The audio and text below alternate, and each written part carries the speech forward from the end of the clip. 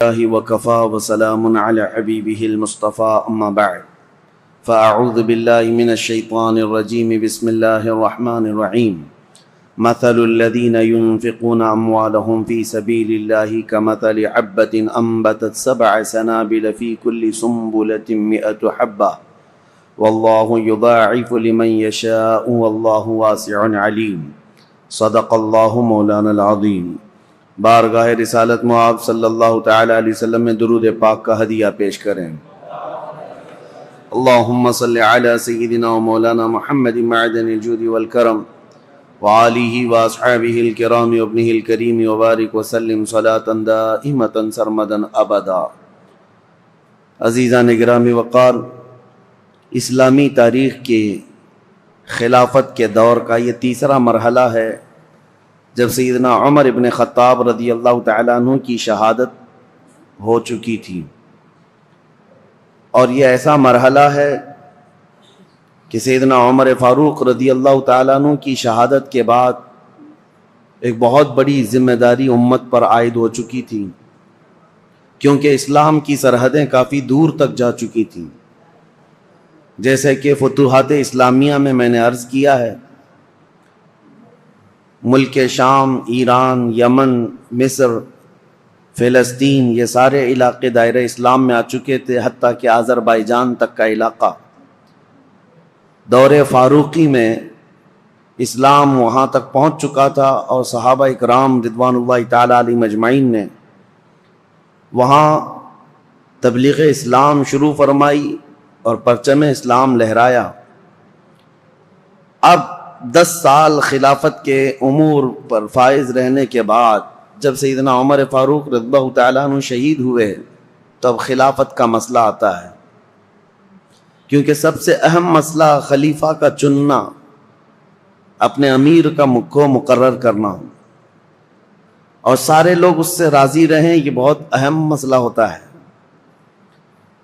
تو سیدنا عمر فاروق رضی اللہ تعالیٰ عنہ کو جو مسجد میں مارا تھا ظالم ابو لولو فیروز مجوسی، وہ تو خودکشی کر کے ختم ہو گیا، لیکن 3 دن تک سیدنا عمر فاروق رضی اللہ تعالیٰ عنہ باحیات تھے۔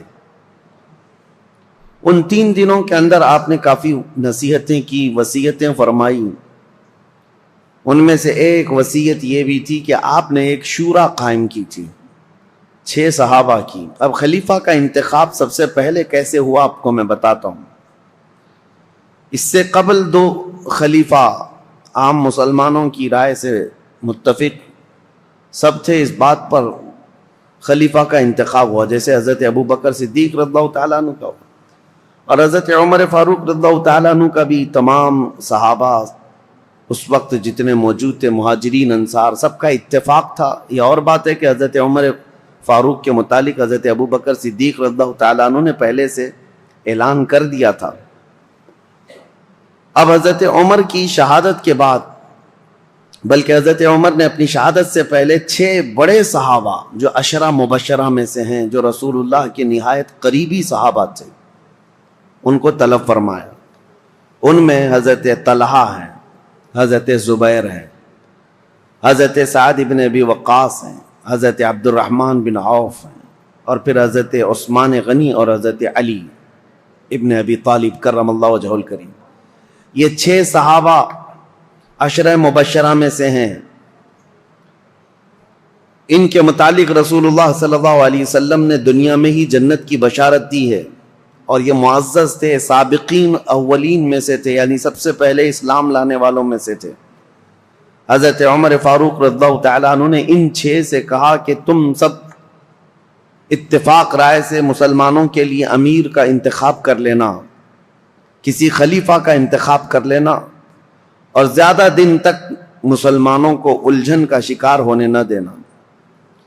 یہاں تک کہ حضرت مغیرہ بن شعبہ رضی اللہ تعالیٰ عنہ ایک صحابی ہیں، ان کو، حضرت ابو موسیٰ اشعری ایک صحابی، ان کو حضرت عمر فاروق رضی اللہ تعالیٰ عنہ نے ایک گھر کے دروازے پر جمع کر دیا تھا۔ یہ 6 صحابہ اندر ہیں، اور کچھ مہاجرین اور انصار صحابہ ہیں، کہ کسی بھی باہر والے شخص کو یہاں اندر آنے نہ دینا جب تک کہ یہ لوگ خلیفہ کا انتخاب نہ کر لیں، فتنہ ہو سکتا ہے۔ نئے لوگوں کا شامل ہونا فتنے کا سبب بنتا ہے۔ حضرت عمر فاروق رضی اللہ تعالیٰ عنہ کی یہ بڑی دور اندیشیاں ہیں۔ میں ابھی اور بھی آپ کو بتاؤں کہ ان کی سیاست کیسی تھی حضرت عمر فاروق کی، جس کی وجہ سے معاملات کتنے ٹھیک ٹھاک تھے۔ 6 لوگوں کے اوپر آپ نے یہ ذمہ داری چھوڑی، اب انتخاب کیسے ہوا، خلیفہ کو کیسے منتخب کیا گیا، کیسے الیکٹ کیا گیا یا سیلیکٹ کیا گیا؟ اس کا طریقہ یہ رہا کہ حضرت عبد الرحمن بن عوف، ان کا بڑا کردار ہے، اس میں بڑا اہم رول ہے۔ یہ پہلے مدینہ طیبہ میں مہاجرین اور انصار صحابہ کے پاس قریب جا جا کر کے ان کی رائے لیتے تھے۔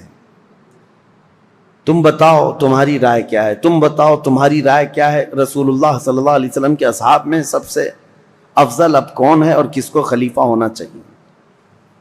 تو اکثر مہاجرین اور انصار حضرت عثمان غنی کے بارے میں کہتے تھے کہ حضرت عثمان بن عفان کو ہونا چاہیے، کیونکہ وہ داماد رسول بھی ہیں اور اسلام پر ان کا بڑا احسان ہے امت پر، اور بڑے فیاض ہیں، سخی ہیں۔ اس اعتبار سے اب اس کے بعد سب کی رائے لے کر کے حضرت عبد الرحمن بن عوف آئے اور پھر حضرت عمر فاروق کا انتقال ہو گیا۔ پھر یہ 6 لوگ بیٹھے ہیں تو عبد الرحمن بن عوف کھڑے ہوئے، کہا میری تو خواہش نہیں ہے خلیفہ بننے کی۔ حضرت عمر نے 6 لوگوں کا نام دیا تھا کہ 6 میں سے کوئی بھی ایک منتخب کر لو، میری تو خواہش نہیں ہے خلیفہ بننے کی۔ تو ان کی بات پر حضرت سعد بن ابی وقاص کھڑے ہوئے کہا میری بھی خواہش نہیں ہے خلیفہ بننے کی۔ 2 تو نکل گئے۔ اس کے بعد حضرت عبد الرحمن بن عوف نے کہا یہ تعداد کو اور کم کرنا چاہیے۔ حضرت زبیر سے پوچھا آپ کی کیا خواہش ہے؟ کہا کہ میں اپنے لیے نہیں، حضرت علی کے لیے میں اپنے آپ کو ترجیح دیتا ہوں۔ سجیسٹ کیا کہ میری طرف سے حضرت علی کرم اللہ وجہہ الکریم۔ حضرت طلحہ سے پوچھا گیا آپ کی کیا رائے ہے؟ انہوں نے کہا میں اپنی جو خواہش ہے یا میرے خلیفہ بننے کی اگر کسی نے امید رکھا ہو تو میں یہ سارا قربان کرتا ہوں حضرت عثمان غنی کے ہاتھ پر۔ 2 اور کم ہو گئے۔ حضرت طلحہ نے کہا میری خواہش نہیں ہے، میں حضرت عثمان کو سجیسٹ کرتا ہوں، اور حضرت زبیر نے کہا میں حضرت علی کو سجیسٹ کرتا ہوں۔ 4 کم ہو گئے یہ 6 کی شورا کی جماعت میں۔ پہلے 2 تو انہوں نے کہا ہم خلیفہ کے امیدوار ہے ہی نہیں۔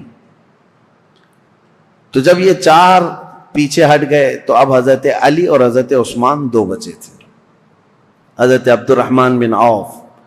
اب ان دونوں کے درمیان کسی کو منتخب کرنا ہے۔ تو پہلے حضرت عثمان غنی کے پاس گئے، نہیں پہلے حضرت علی کرم اللہ وجہہ الکریم کے پاس گئے، کہا میں اللہ کے احکام اور رسول اللہ کی سنت پر اور آپ سے ہم سے پہلے جو گزر چکے 2 خلفاء کی سنت پر آپ سے بیعت لینا چاہوں، تو آپ کا کیا ارادہ ہے؟ حضرت علی رضی اللہ تعالیٰ عنہ نے فرمایا دیکھا جائے گا۔ آپ نے اتنا ہی جواب دیا۔ اور اس کے بعد حضرت عبد الرحمن بن عوف نے کہا کہ اگر میں آپ کی بیعت نہ کروں، حضرت علی سے پوچھا آپ حقدار ہیں، ابھی امیدوار ہیں؟ حضرت عبد الرحمن بن عوف خود کہتے ہیں اگر میں آپ کی بیعت نہ کروں تو آپ میرے لیے کس کو مشورہ دیں گے آپ کے علاوہ؟ حضرت علی نے کہا اگر آپ میرے ہاتھ پہ نہیں بیعت کرنا چاہتے ہیں تو میں مشورہ دیتا ہوں کہ عثمان بن عفان کے ہاتھ پہ بیعت کرو۔ حضرت عبد الرحمن بن عوف پھر حضرت عثمان کے پاس آئے، کہا میں اللہ کے احکام اور رسول اللہ کی سنتوں پر اور 2 پیشتر خلفاء کی سنتوں پر آپ سے بیعت لینا چاہوں۔ تو حضرت عثمان غنی نے کہا ٹھیک ہے، انہوں نے منظوری دی۔ پھر حضرت عثمان غنی سے حضرت عبد الرحمن بن عوف نے یہ پوچھا کہ اگر میں آپ سے بیعت نہ کروں، آپ حقدار ہیں، آپ خلافت کے مستحق ہیں، اس کے باوجود اگر میں آپ کے ہاتھ میں بیعت نہ کروں تو میرے لیے کسی دوسرے آدمی کے متعلق آپ مشورہ دے سکتے ہیں، میں کس کے ہاتھ میں بیعت دوں؟ حضرت عثمان غنی نے کہا اگر آپ میرے ہاتھ پہ بیعت نہیں ہونا چاہتے تو میں مشورہ دیتا ہوں علی بن ابی طالب کے ہاتھ پہ ہو جائے۔ یا الگ الگ لے جا کر کے حضرت عبد الرحمن بن عوف نے پوچھا تھا، ان کو الگ لے جا کر، ان کو الگ لے جا کر، اور اس کے بعد پھر یہ بھی پوچھا تھا دونوں سے کہ اگر آپ کے ہاتھ پر بیعت نہ کی جائے تو کیا آپ کو اس کا خلق ہوگا؟ کہا قطعاً نہیں ہوگا، اس بات کا نہ غم ہوگا نہ قلق ہوگا۔ اس کے بعد حضرت عبد الرحمن بن عوف، مہاجرین اور انصار سب جماعت موجود تھی، اس جماعت کے درمیان آئے، اور یہ چھ صحابہ عشرہ مباشرہ یہ بھی آئے۔ تو حضرت عبد الرحمن بن عوف نے اپنا سارا ماجرا بتایا کہ لوگوں سے میں نے معلوم کیا، اور اس کے بعد حضرت علی سے بھی میں نے پوچھا، حضرت عثمان سے بھی پوچھا۔ لوگوں نے پوچھا کہ کیا معلوم کیا، کیا پوچھا آپ نے لوگوں سے، اور کیا آپ کو نتیجہ ملا؟ تو حضرت عبد الرحمن بن عوف نے کہا جو مجھے نتیجہ ملا وہ یہ ہے کہ حضرت عثمان کا ہاتھ پکڑتے ہیں اور کہتے ہیں میں اللہ اس کے رسول کے احکام پر ان کے ہاتھ پر بیعت کرتا ہوں۔ عبد الرحمن بن عوف رضی اللہ تعالیٰ عنہ کی بڑی عزت تھی، آپ نے جیسی ہی بیعت کیا، سیکنڈ نمبر پر سب سے پہلے حضرت علی کرم اللہ وجہہ الکریم نے بیعت کیا، کہا کہ ہم حضرت عثمان ابن عفان کو خلیفہ برحق تسلیم کرتے ہیں۔ اور اس کے بعد جوق در جوق مہاجرین اور انصار صحابہ کے جتنے بھی جماعتیں تھی، طبقے تھے، سبوں نے حضرت عثمان غنی کے ہاتھ پر بیعت کر لیا، اور بالاتفاق صحابہ کا اجماع ہوا اس بات پر، حضرت عثمان غنی کے ہاتھ پر سبوں نے بیعت کیا۔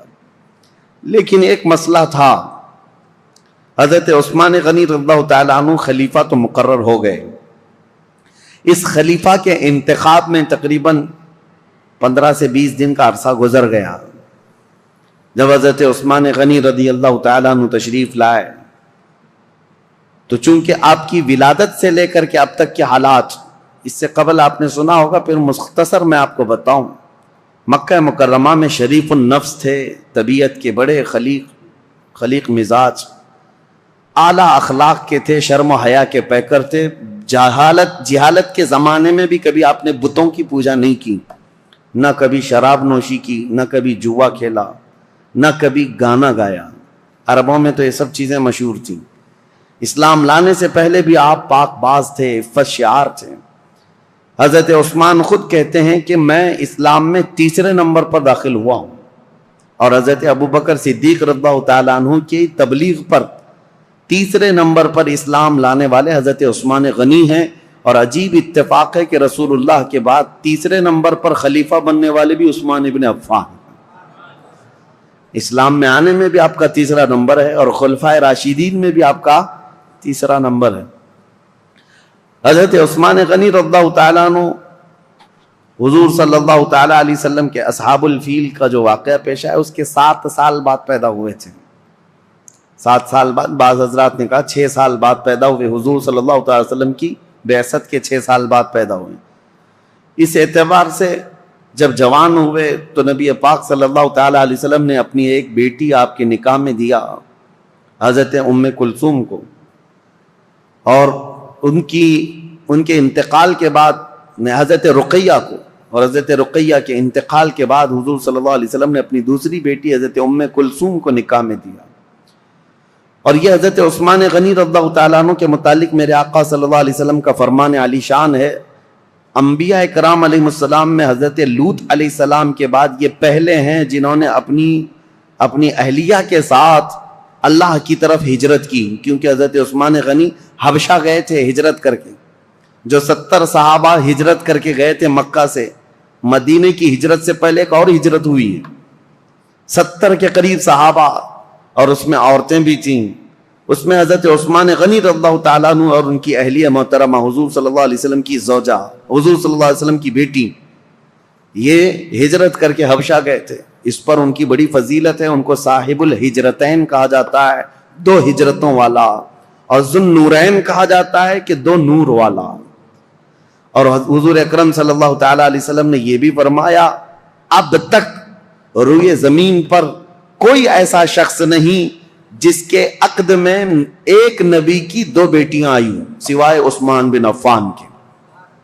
حضرت عثمان غنی رضی اللہ تعالیٰ عنہ کے نکاح میں آئی، ایک کے انتقال کے بعد دوسری، اور نبی پاک صلی اللہ تعالیٰ علیہ وسلم یہ بھی فرماتے اگر میری 100 بیٹیاں ہوتی ایک کے بعد دیگرے اگر انتقال کر جاتی تو سب میں عثمان کے نکاح میں دیتا۔ حضرت عثمان غنی کے متعلق میرے آقا یہ بھی فرماتے یہ میرے دادا میرے جد امجد حضرت ابراہیم علیہ السلام سے ملتے جلتے ہیں، اور یہ بھی فرمایا کہ عادتوں میں خصلتوں میں حضرت عثمان کے متعلق میرے آقا فرماتے کہ یہ میری عادتوں سے بہت ملتے جلتے ہیں۔ تو یہ رہے ان کے فضائل، یہ رہے ان کے اوصاف، ان کے کمالات، بلکہ ان کی فضیلتوں میں سب سے بڑی بات یہ ہے میرے آقا صلی اللہ تعالیٰ علیہ وسلم کی خود عادت کریمہ تھی۔ جب عثمان غنی حجرے میں آتے یا رسول اللہ کے پاس آتے، نبی پاک صلی اللہ تعالیٰ علیہ وسلم اپنے کپڑے سیدھے فرما لیتے، اگر پنڈلیوں تک بھی تہبند آ جاتی حضور کی تو آپ سیدھا کر لیتے، اور جب حضرت عثمان آتے تو حضور صلی اللہ تعالیٰ علیہ وسلم سیدھے ہو کر بیٹھ گئے یا اس طرح فرماتے۔ تو صحابہ حضرت عائشہ نے خود پوچھا تھا کہ عثمان کے آنے پر آپ اس طرح کیوں کرتے ہیں؟ میرے آقا صلی اللہ تعالیٰ علیہ وسلم فرماتے ہیں کیا میں اس شخص سے حیا نہ کروں جس سے اللہ کے فرشتے بھی حیا کرتے ہیں؟ وہ حیا کے پیکر تھے حضرت عثمان غنی رضی اللہ تعالیٰ عنہ۔ یہ ان کی فضیلت کے لیے سب سے بڑی بات ہے کہ اللہ کے فرشتے جس سے حیا کرتے ہوں، وہ عثمان بن عفان۔ اب خلافت کا دور شروع ہوا، لیکن ان کی قربانیاں بھی بہت ہیں۔ رسول اللہ صلی اللہ علیہ وسلم کے دور میں ان کے خلافت کا دور بیان کرنے سے پہلے یہ بات بھی ضروری ہے کہ ان کا جو احسان ہے وہ بھلایا نہیں جا سکتا۔ حضرت عثمان غنی کو اللہ تعالیٰ نے بے پناہ مال سے نوازا تھا۔ وہ تنہا خلیفہ ایسے ہیں جنہوں نے بیت المال سے پوری زندگی میں 1 روپیہ بھی خرچہ نہیں کیا اپنے لیے، ورنہ دوسرے خلفاء کا وظیفہ مقرر تھا، حضرت ابوبکر کا بھی تھا، حضرت عمر کا بھی تھا، تنخواہ مقرر تھی بیت المال سے۔ حضرت عثمان نے کوئی تنخواہ نہیں لی پوری زندگی بھر، بلکہ ان کا مال اتنا تھا کہ رسول پاک صلی اللہ تعالیٰ علیہ وسلم جیش العسرہ کے وقت، ایک جنگ میں جانے کے وقت ترغیب دے رہے تھے مسلمانوں کو کہ کوئی مال اللہ کی راہ میں خرچ کرے، تب حضرت عثمان غنی آئے تھے اور کہا تھا میری طرف سے 100 اونٹ اور ساز و سامان کے ساتھ۔ حضور صلی اللہ علیہ وسلم نے دوبارہ ترغیب دیا تو حضرت عثمان پھر کھڑے ہوئے کہا میری طرف سے 200 اونٹ اور ساز و سامان۔ تیسری مرتبہ حضور نے فرمایا تو حضرت عثمان کھڑے ہوئے کہا 300 اونٹ میری طرف سے اور ساز و سامان۔ نبی پاک صلی اللہ تعالیٰ علیہ وسلم کھڑے ہوئے اور پھر حضرت عثمان غنی 1000 دینار، 40 دینار پر زکوٰۃ واجب ہوتی ہے، 7.5 تولہ سونے کے برابر 40 دینار ہوتے ہیں۔ 1000 دینار حضرت عثمان غنی جھولیوں میں بھر کر رسول پاک صلی اللہ علیہ وسلم کے پاس لا کر نظر کر دیا۔ حضور صلی اللہ تعالیٰ علیہ وسلم ان کے لائے ہوئے دینار کو الٹ پلٹ کرتے تھے اور منبر پر کھڑے ہو کر فرماتے آج کے بعد سے عثمان کو کوئی عمل نقصان نہیں دے سکتا، ان پر جنت واجب ہو چکی ہے۔ حضرت عثمان غنی کی یہ قربانیاں میرے عزیزو، یہ آسان لگتا ہے 100 اونٹ 200 اونٹ 300 اونٹ، اس زمانے میں بھی اونٹ کی قیمت جو ہے آج کی مشہور کار کے برابر تھی۔ اس وقت کی سواریاں ہیں، وہ جس کے پاس 1 اونٹ ہے یہ سمجھ لے کہ وہ بڑا امیر شخص ہوا کرتا تھا۔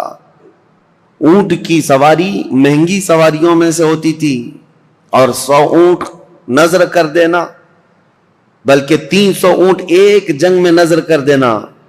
ایک تاریخ داں ہیں، مورخ ہیں، انہوں نے اس زمانے کے کیلکولیشن کے اعتبار سے اس وقت کی جو بھی اماؤنٹ انہوں نے دی تھی حضرت عثمان غنی نے، اس کو کمپیئر کر کے بتایا ہے کہ اس دور میں حضرت عثمان غنی کا دیا ہوا دان، دیا ہوا صدقہ، قیمت اور اس کی مالیت اگر کمپیئر کی جائے تو اس زمانے کے 1 ارب 20 کروڑ روپیہ بنتے ہیں۔ 116 کروڑ یا 120 کروڑ کے برابر وہ رقم ہوتی ہے جو آپ نے ایک بار میں دیا ہے۔ کون ہے جو اتنی خطیر اتنی بڑی رقم میرے مصطفیٰ کریم صلی اللہ علیہ وسلم کے ایک فرمان پر لا کر نظر کر دے؟ حضرت عثمان غنی رضی اللہ تعالیٰ عنہ یہ وہ شخص ہیں کہ جب مدینہ طیبہ میں تشریف لائے تو مسلمانوں کے لیے میٹھے پانی کا ایک ہی کنواں تھا، وہ یہودی کے قبضے میں تھا اور وہ پیسوں سے بیچتا تھا۔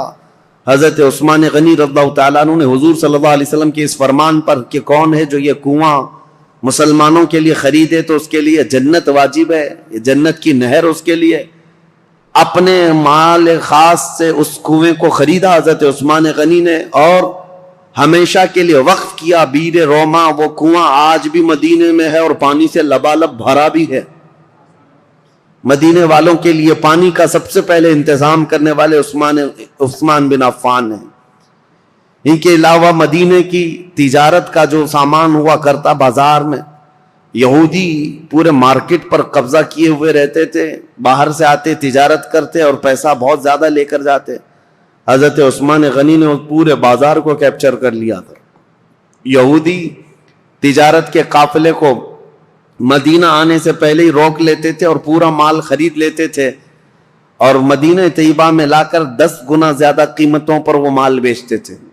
حضرت عثمان غنی اس طرح تجارت کے قافلے خود ہی 2 منزلیں پہلے ہی جا کر کے پورا قافلہ خریدنے لگ گئے. خرید کر کے مدینے آتے اور یہودی پوچھتے عثمان یہ مال ہمارے ہاتھ بیچ دو. حضرت عثمان نے پوچھا ایک بار کتنا تم بڑھا کر کے دو گے؟ یہودیوں نے کہا کہ جتنے میں آپ خریدا ہے اس کا ڈبل لے لو. آپ نے کہا نہیں اتنے کم فائدے میں نہیں بیچوں گا. یہودی نے کہا 2 گنا زیادہ، یعنی ٹرپل، 100 کا ہے تو 300 لے لو. حضرت عثمان نے کہا اتنا بھی نہیں. یہودی بڑھاتے گئے، کہا 5 گنا زیادہ میں دے دو. حضرت عثمان نے کہا اتنے میں بھی نہیں بیچوں گا. یہاں تک کہ بات کرتے کرتے یہودیوں نے 10 گنا تک بڑھا دیا کہ اتنے میں مال بیچ دو، 100 میں خریدا ہے تو 1000 میں دے دو. اس سے زیادہ چیلنج کرتے ہیں ہم کہ تم سے یہ مال کوئی نہیں خرید سکے گا، نفع میں ہو بیچ دو. حضرت عثمان نے کہا نہ، مجھے اس سے زیادہ نفع چاہیے، اگر خرید سکتے ہو تو بتاؤ. یہودی عاجز آ گئے، 10 گنا زیادہ میں خریدنے پر بھی وہ نہیں دے رہے ہیں. دوسرے دن سب جب چلے گئے کہا کہ ہم نہیں خریدیں گے تمہارے مال کو. حضرت عثمان غنی مدینہ طیبہ میں ایک میدان میں وہ پورا غلہ اناج اور قافلے کا تجارت کا سامان سب اتارتے ہیں. اہل مدینہ کو آواز دیتے ہیں جس کو جو ضرورت ہے، جتنی ضرورت ہے وہ اس مال سے لے جا سکتا ہے. انفاق فی سبیل اللہ، جتنوں کو ضرورت تھی سبوں نے مال لے لیا. یہودی آئے اور پوچھا کہ کیا عثمان تم نے مال بیچ دیا؟ کہا ہاں. کتنے نفع میں؟ کہا میرے رب کے ہاتھ میں 70 گنا زیادہ نفع میں بیچ دیا. کیونکہ اللہ تعالیٰ نے فرمایا ہے کہ جو اللہ رب العزت کی راہ میں ایک خرچ کرے اللہ تعالیٰ اس کو 70 گنا زیادہ عطا کرتا ہے. میں نے بہت بڑا سودا کیا جو تمہاری حیثیت نہیں ہے دینے کی. یہ عثمان ابن عفان ہیں. اب آئیں، یہ خصائل اور یہ اوصاف حمیدہ ان کے سنانے بہت ضروری تھے. اس کی وجہ کیا ہے کہ بعد میں آنے والے حالات اس پر آپ کی نظر ہونی چاہیے کہ حضرت عثمان غنی کا تذکرہ ہو رہا ہے تو ایک عام آدمی کا ذکر نہیں ہو رہا ہے. ان کے اپنے کمالات ہیں، ان کی خصلتیں ہیں، ان کی بہت ساری ان کی اسپیشلٹی، یہ سب چیزیں معلوم ہونی چاہیے. اب آگے چلتے ہم دور عثمانی پر. حضرت عثمان غنی رضی اللہ تعالیٰ عنہ جیسے ہی خلافت کے منبر پر کھڑے ہوئے آپ کے لیے بڑے چیلنجز تھے. پہلا خطبہ آپ نے جو دیا وہ خطبہ یہ تھا کہ آپ نے اللہ اس کے رسول کے احکامات کی تعلیم اور تلقین کی اور اللہ سے ڈرایا لوگوں کو، اس کے بعد بول نہ سکے.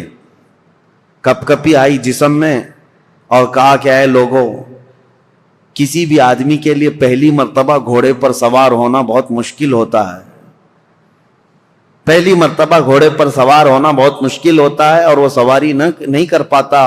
مجھے تم سبوں نے اس خلافت کے بوجھ پر یا خلافت کے تخت پر سوار کر دیا ہے. اور رہی بات خطبہ دینے کی، میرے پورے خاندان میں کوئی خطیب نہیں ہے. جیسی جیسی ذمہ داریاں آئیں گی میں خطبہ دے دوں گا. آج کے لیے اتنا ہی کافی ہے. اللہ کے فرائض پر عمل کرو، رسول اللہ کی سنتوں پر چلو. یہ کہہ کر کے آپ اتر آئے. اب دیکھیں چیلنجز کیا کیا تھے آپ کے زمانے میں جن سے آپ کو فیس کرنا تھا. سب سے پہلا دن تھا خلافت کا. تبھی آپ کے متعلق یہ بات آئی کہ حضرت عمر کے ایک بیٹے تھے عبید اللہ. حضرت عمر ابن خطاب فاروق اعظم کے بیٹے عبید اللہ.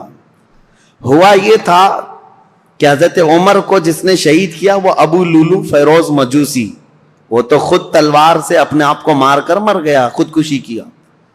لیکن حضرت عبید اللہ کو یہ شک تھا کہ اس کے ساتھ اور بھی لوگ تھے.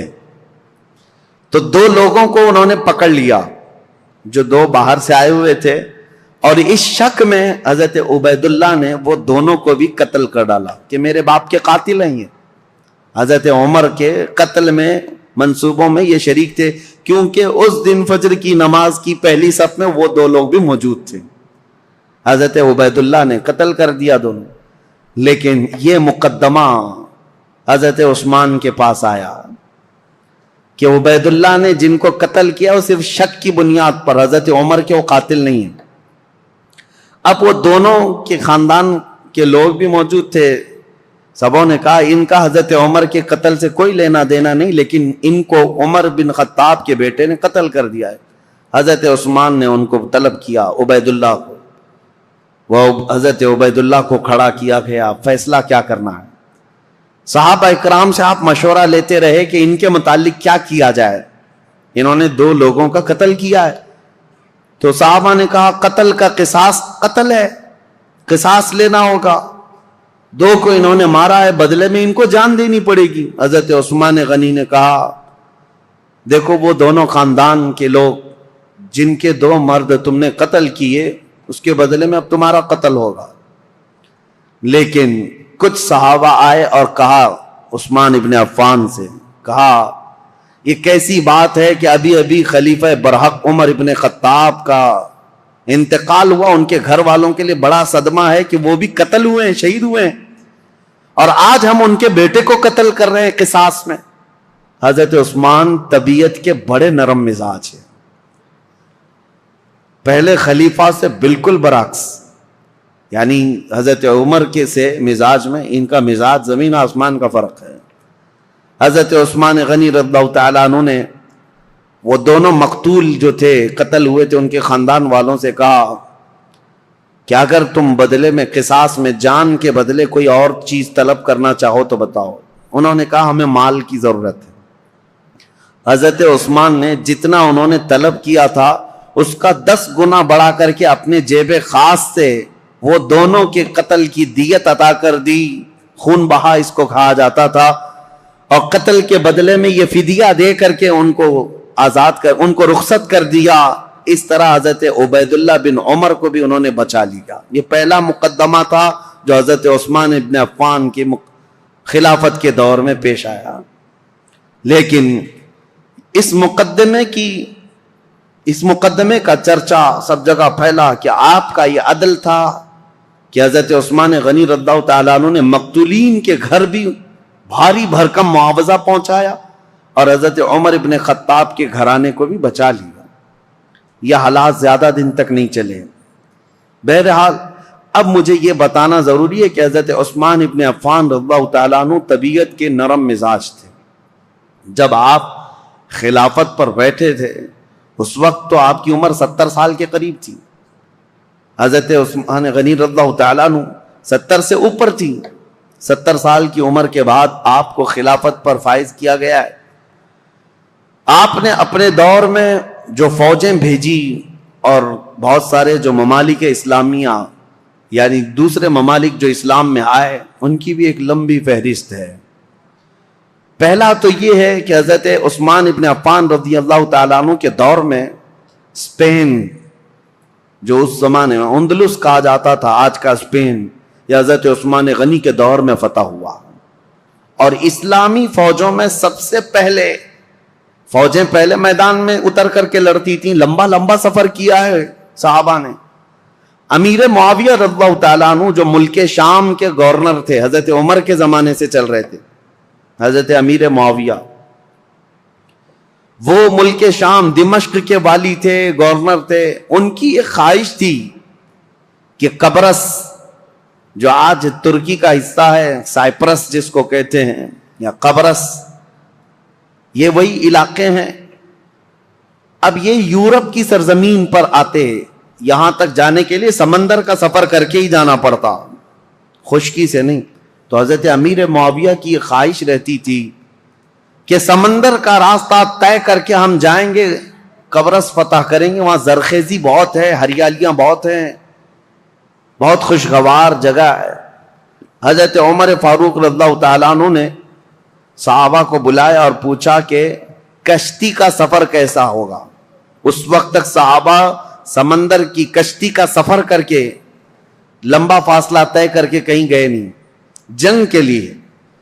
تو حضرت عمر نے جب یہ مشورہ لیا تو جس صحابی نے کشتی کی پوری ڈیٹیل بتائی وہ ایسی تھی کہ ایک بہت بڑا جانور ہے، کشتی کے بارے میں ایک بہت بڑا جانور ہے اور اس پر بیٹھنے والے کیڑوں کی طرح ہے، اور یہ لکڑا اگر پلٹ گیا تو سب غرق ہو جائیں گے، اور چلتا رہا تو سب لوگ چمکتے رہیں گے. اس طرح کشتی کے بارے میں انہوں نے بتایا. کشتی کا سفر فائدہ کم ہے، نقصان بہت زیادہ ہے. حضرت عمر رضی اللہ تعالیٰ عنہ نے فوراً ہی کہا تھا میں مسلمانوں میں سے کسی بھی جماعت کو ایسے سخت سفر پر روانہ کرنے کے لیے بالکل منظوری نہیں دے سکتا. تو حضرت عمر کے پورے دور میں سمندر کے سفر پر صحابہ کو کبھی بھیجا نہیں گیا تھا، جبکہ حضرت امیر معاویہ کی بڑی خواہش تھی کہ سمندر کا سفر طے کر کے جائیں گے اور اس علاقے کو بھی فتح کر کے دائرہ اسلام میں داخل کریں گے. ان کو اجازت کبھی نہیں ملی. اب حضرت عثمان کا دور آیا تو چونکہ حضرت امیر معاویہ حضرت عثمان غنی رضی اللہ تعالیٰ عنہ کے رشتہ داروں میں سے بھی ہیں، اور ایک بڑا الزام حضرت عثمان غنی پر یہی ہے کہ وہ رشتہ داروں کا بہت خیال کرتے تھے اور ان کو بہت زیادہ نوازتے تھے. یہ بات حقیقت ہے کہ حضرت عثمان غنی اپنے رشتہ داروں کے لیے بہت نرمی رکھتے اور اپنے مال سے بہت زیادہ ان کی مدد کیا کرتے تھے. لیکن ان رشتہ داروں میں کچھ تو نااہل بھی نکلے. بہرحال حضرت عثمان غنی رضی اللہ تعالیٰ عنہ نے حضرت امیر معاویہ کی اس درخواست کو منظور کر لیا کہ کشتی کا سفر کر کے یہ قبرص جائیں گے. ترکی کا سفر، یہ سب سے پہلے مسلمانوں کی جماعت ہے جو کشتی میں سوار ہو کر کے جا رہی ہے. لیکن ساتھ میں حضرت عثمان نے یہ پابندی لگائی تھی کہ کسی بھی مسلمان کو زور زبردستی جہاد میں شریک نہیں کیا جائے گا. جس کی مرضی ہوگی وہ امیر معاویہ کی عمارت میں ان کی سپہ سالاری میں جا سکتا ہے. تو کسی کے اوپر بھی سختی کے ساتھ یہ حکم نہیں لگایا گیا. حضرت امیر معاویہ نے اعلان کیا جتنے مسلمان ساتھ ہوئے گئے، لیکن قبرص کے علاقے کے لوگ، سائپرس کے لوگ ٹھنڈے مزاج کے لوگ تھے، وہ جنگ اور جدال کو پسند کرنے والے لوگ نہیں تھے. انہوں نے بغیر جنگ کے اپنا سارا علاقہ حضرت امیر معاویہ کے حوالے کر دیا. قبرص، سائپرس، یہ ترکی کے جو علاقے ہیں یہ فتح ہوئے اور وہاں پرچم اسلام لہرانے لگا، اور اس زمانے سے لے کر آج تک پرچم اسلام لہرا رہا ہے. سمندر کے باہر اسلامی فوجیں جو پہنچیں سمندر کو کراس کر کے، یہ حضرت عثمان غنی کے دور میں ہوا. اب یہاں سے قبرص پر جیسے ہی مسلمان آئے، اس کے بعد پھر کوئی علاقہ بچا نہیں، وہاں سے طبرستان، پھر اس کے بعد جرجان، رشیا میں پہنچ گئے. رشیا کے وہ علاقے جو آج ازبکستان وغیرہ کہے جاتے ہیں، اس زمانے میں یہ سمرقند، بخارا، نیشاپور کے نام سے تھے. اب مسلمان فوجیں وہاں تک بھی پہنچ گئیں. سمرقند، بخارا، نیشاپور، یہ سب علاقے فتح ہوتے ہوتے رشیا جو آج کے دور کا رشیا ہے، اس کے بیچوں بیچ مسلمان پہنچ چکے تھے دور عثمان ابن عفان میں. میرے عزیزو، مجھے عجیب حیرت ہوتی ہے پڑھ کر کے مسلمانوں کی کوئی سرحد نہیں تھی، وہ نکلتے چلے جاتے تھے. صحراؤں کو عبور کیا، جنگلوں کو پار کیا، سمندروں کو، سب چیزیں انہوں نے پھلانگ دیں اور اسلام کو کہاں سے کہاں لے آئے. ایک خطہ یہ تھا جو یورپ کی سرزمین پر گئے، ایک خطہ ایشیا کوچک یا پھر رشیا کی طرف جس کو کہیں، اس طرف نکلا صحابہ کا. اب تیسرا ایک طبقہ ہے صحابہ کا جو بہت اہم کردار ادا کیا حضرت عثمان غنی کے زمانے میں. حضرت عثمان ابن عفان رضی اللہ تعالیٰ عنہ کے زمانے میں ایک صحابی ہیں حضرت عبداللہ بن عبید، ان کو سپہ سالاری تھی اور یہ اپنی جماعت لے کر کے سب سے پہلے سارے علاقے پھلانتے ہوئے، عبداللہ بن ابی سرح جو مصر میں آئے تھے، یہاں سے انہوں نے سب سے پہلے جو داخلہ کیا وہ افریقہ کے جنگلات میں اور بربر قوم کے سامنے اسلام کو لے کر پہنچ گئے. اب وہ تاریخ اگر میں آپ کو بتاؤں، بربر قوم کون ہے؟ بربر یہ لفظ ہی مشہور ہو گیا، جب کبھی کوئی بہت زیادہ سختی کرتا ہے تو اس کو کہتے ہیں ظلم و بربریت. ظلم اور بربریت یہ لفظ جو ہے نا مترادف ہے، ہم مانا ہے، ایک ہی معنی کا ہے. یہ جنگلوں میں رہنے والی ایک ایسی قوم جو کپڑے بھی نہیں پہنتی تھی اور انسان خور، آدم خور، انسانوں کا گوشت بھی کھا جانے والی قوم، اور ان کی زبان نہیں، نہ ادھر کبھی انسانوں میں ان کا آنا جانا ہے. وہ جنگلات میں رہنے والی قوم، اور ذرا برابر ان کے دل میں رحم نہیں، جس چیز کو دیکھیں مار ڈالیں، بہت سختی کے ساتھ مار ڈالیں. اور نہ ہی کوئی تہذیب، کوئی سلیقہ، نہ کوئی اخلاق، عام سی زندگی گزارتے، جانوروں کی طرح رہتے.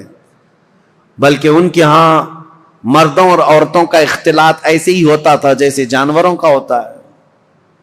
یہ بربر قوم افریقہ کے جنگلات میں رہنے والی، اس قوم کے پاس بھولے بھٹکے اگر کوئی انسان پہنچ بھی جاتا تو ان کا لقمہ بن جاتا تھا، شام میں اس کا کباب بننے والا ہوتا، وہ اس کو بھون کر کھا جاتے تھے.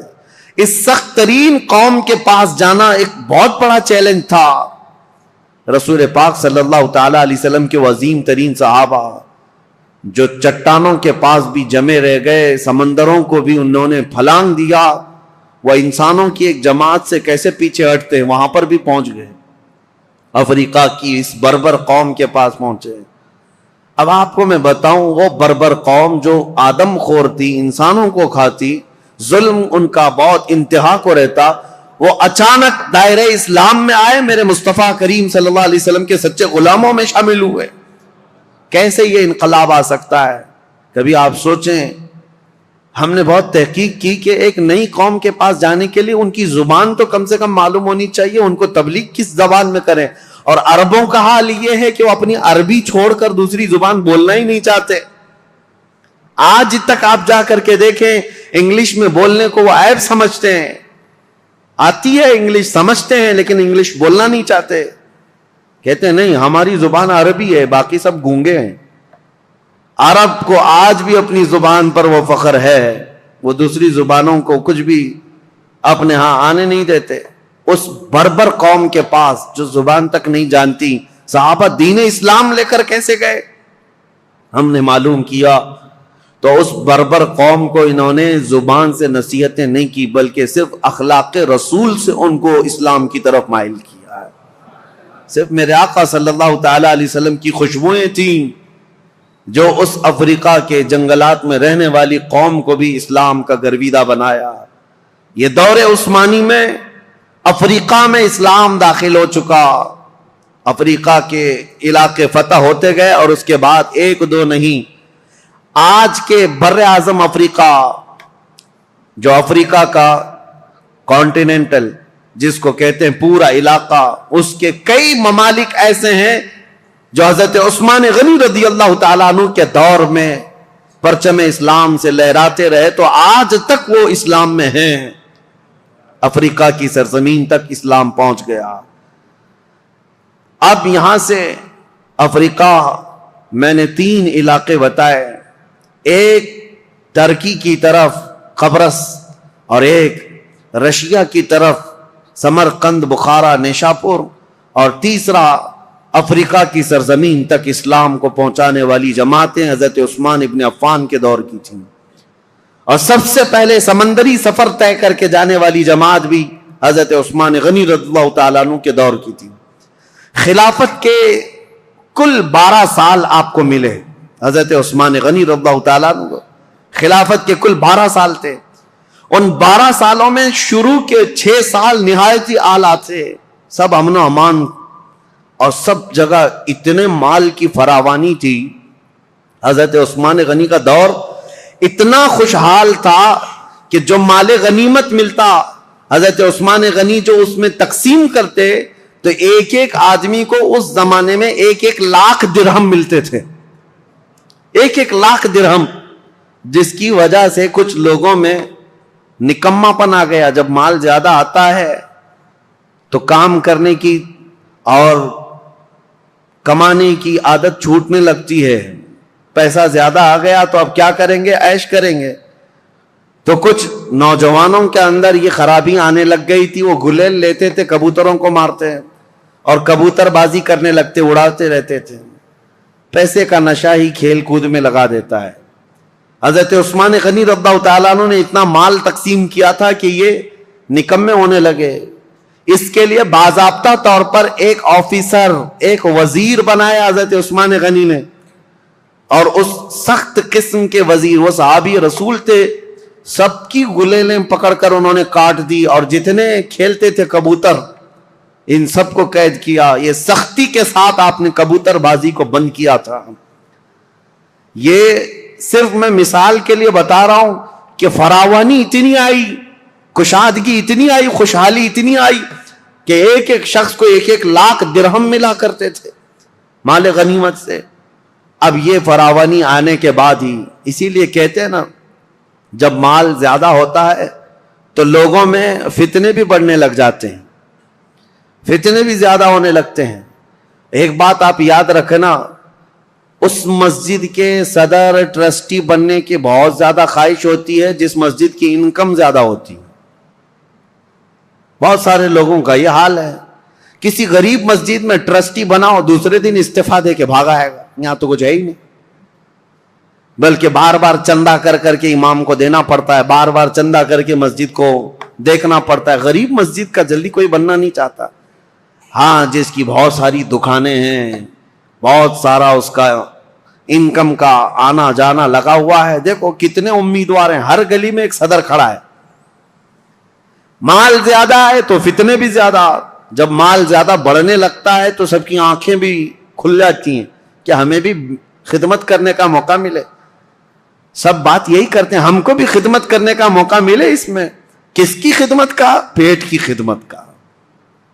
یہ موقع بہت سارے لوگوں کو چاہیے ہوتا ہے. اسی لیے سیدنا ابو بکر صدیق اور حضرت عمر کے دور کا یہ حال تھا کہ وہ بیت المال میں 1 درہم بھی بچاتے نہیں تھے، بانٹ کر کے جھاڑو بھی جھاڑ دیتے تھے. یہاں مال رہے گا تو فتنہ نہ ہونے پائے. اب 2 چیزیں حضرت عثمان غنی رضی اللہ تعالیٰ عنہ کے دور میں آئی اور مسلمانوں پر ایک بہت برا اثر قائم کر گئیں. ایک تو یہ تھی کہ خوشحالی بہت زیادہ آئی. اب اسلام بہت دور دور تک جا چکا ہے. ظاہر سی بات ہے، اتنی دور تک ایک خلیفہ کی نگرانی میں چل رہا اتنا بڑا خطہ. یہ ضروری تو نہیں کہ ہر اسلام میں آنے والا سب مخلص ہی ہوگا. کئی فتنے بھی تھے، کئی نئے لوگ اس میں آ رہے تھے. اب حضرت عثمان غنی رضی اللہ تعالیٰ عنہ کے دور خلافت میں جو بڑے معاملات پیش آئے اس کی طرف میں آتا ہوں. دوسرا ایک کام یہ ہو گیا تھا کہ حضرت عمر کے زمانے میں ان کی دور اندیشی دیکھیں. حضرت عمر کی، حضرت عمر نے ایک پابندی لگائی تھی. جو بڑے بڑے صحابہ تھے قریش خاندان کے، ان سب کو پابندی لگا رکھی تھی حضرت عمر نے کہ کوئی بھی مدینے کے باہر جائے گا نہیں. کیوں جانتے ہیں؟ میں پڑھ کر کے حیرت میں تھا کہ حضرت عمر نے یہ پابندی کیوں لگائی تھی. شہزادوں کو بھی پابندی تھی، بڑے صحابہ کو بھی پابندی تھی کہ باہر جائیں گے تو نئے نئے علاقے ہیں اور رسول اللہ صلی اللہ علیہ وسلم کی رشتہ داری کا اعزاز لے کر یہ سب سر آنکھوں پر بٹھائیں گے اور ان کو اتنا چڑھائیں گے کہ خلیفہ کے خلاف بھڑکا بھی دیں گے، آپ ہی خلیفہ بن جائیں. ہر علاقے کا ایک پیر صاحب ہو جائے گا. حضرت عمر فاروق نے سب کو مدینے سے باہر جانے پر پابندی لگائی تھی کہ کوئی باہر نہیں جائیں گے. یہ ان کی دور اندیشی تھی. یہ نہیں ہے کہ مسلمانوں کا ایک خلیفہ پر متفق ہونا بہت ضروری ہے، ورنہ سب کا سب نظام درہم برہم ہو سکتا ہے. لیکن حضرت عثمان غنی نے یہ پابندی ہٹا دی تھی. اب ہوا یہ کہ جو بھی صحابی قریش خاندان سے باہر جاتے تھے، جو نئے علاقے اسلام میں آئے تھے، وہ جوک در جوک انہیں دیکھنے کے لیے آتے تھے. یہ رسول اللہ کے خاندان کے ہیں، یہ رسول پاک صلی اللہ تعالیٰ علیہ وسلم کے اہل بیت میں سے ہیں، قریش سے ہیں، اور سب ان کے پاس جمع ہوتے. وہی جو دور اندیشی حضرت عمر کے زمانے میں تھی، حضرت عثمان غنی نے یہ سب چیزیں ہٹائی اور اس کے بعد سب یہ چیزیں پھیلنے لگیں. صحابہ جو مدینے میں رہنے والے تھے وہ باہر جانے لگے.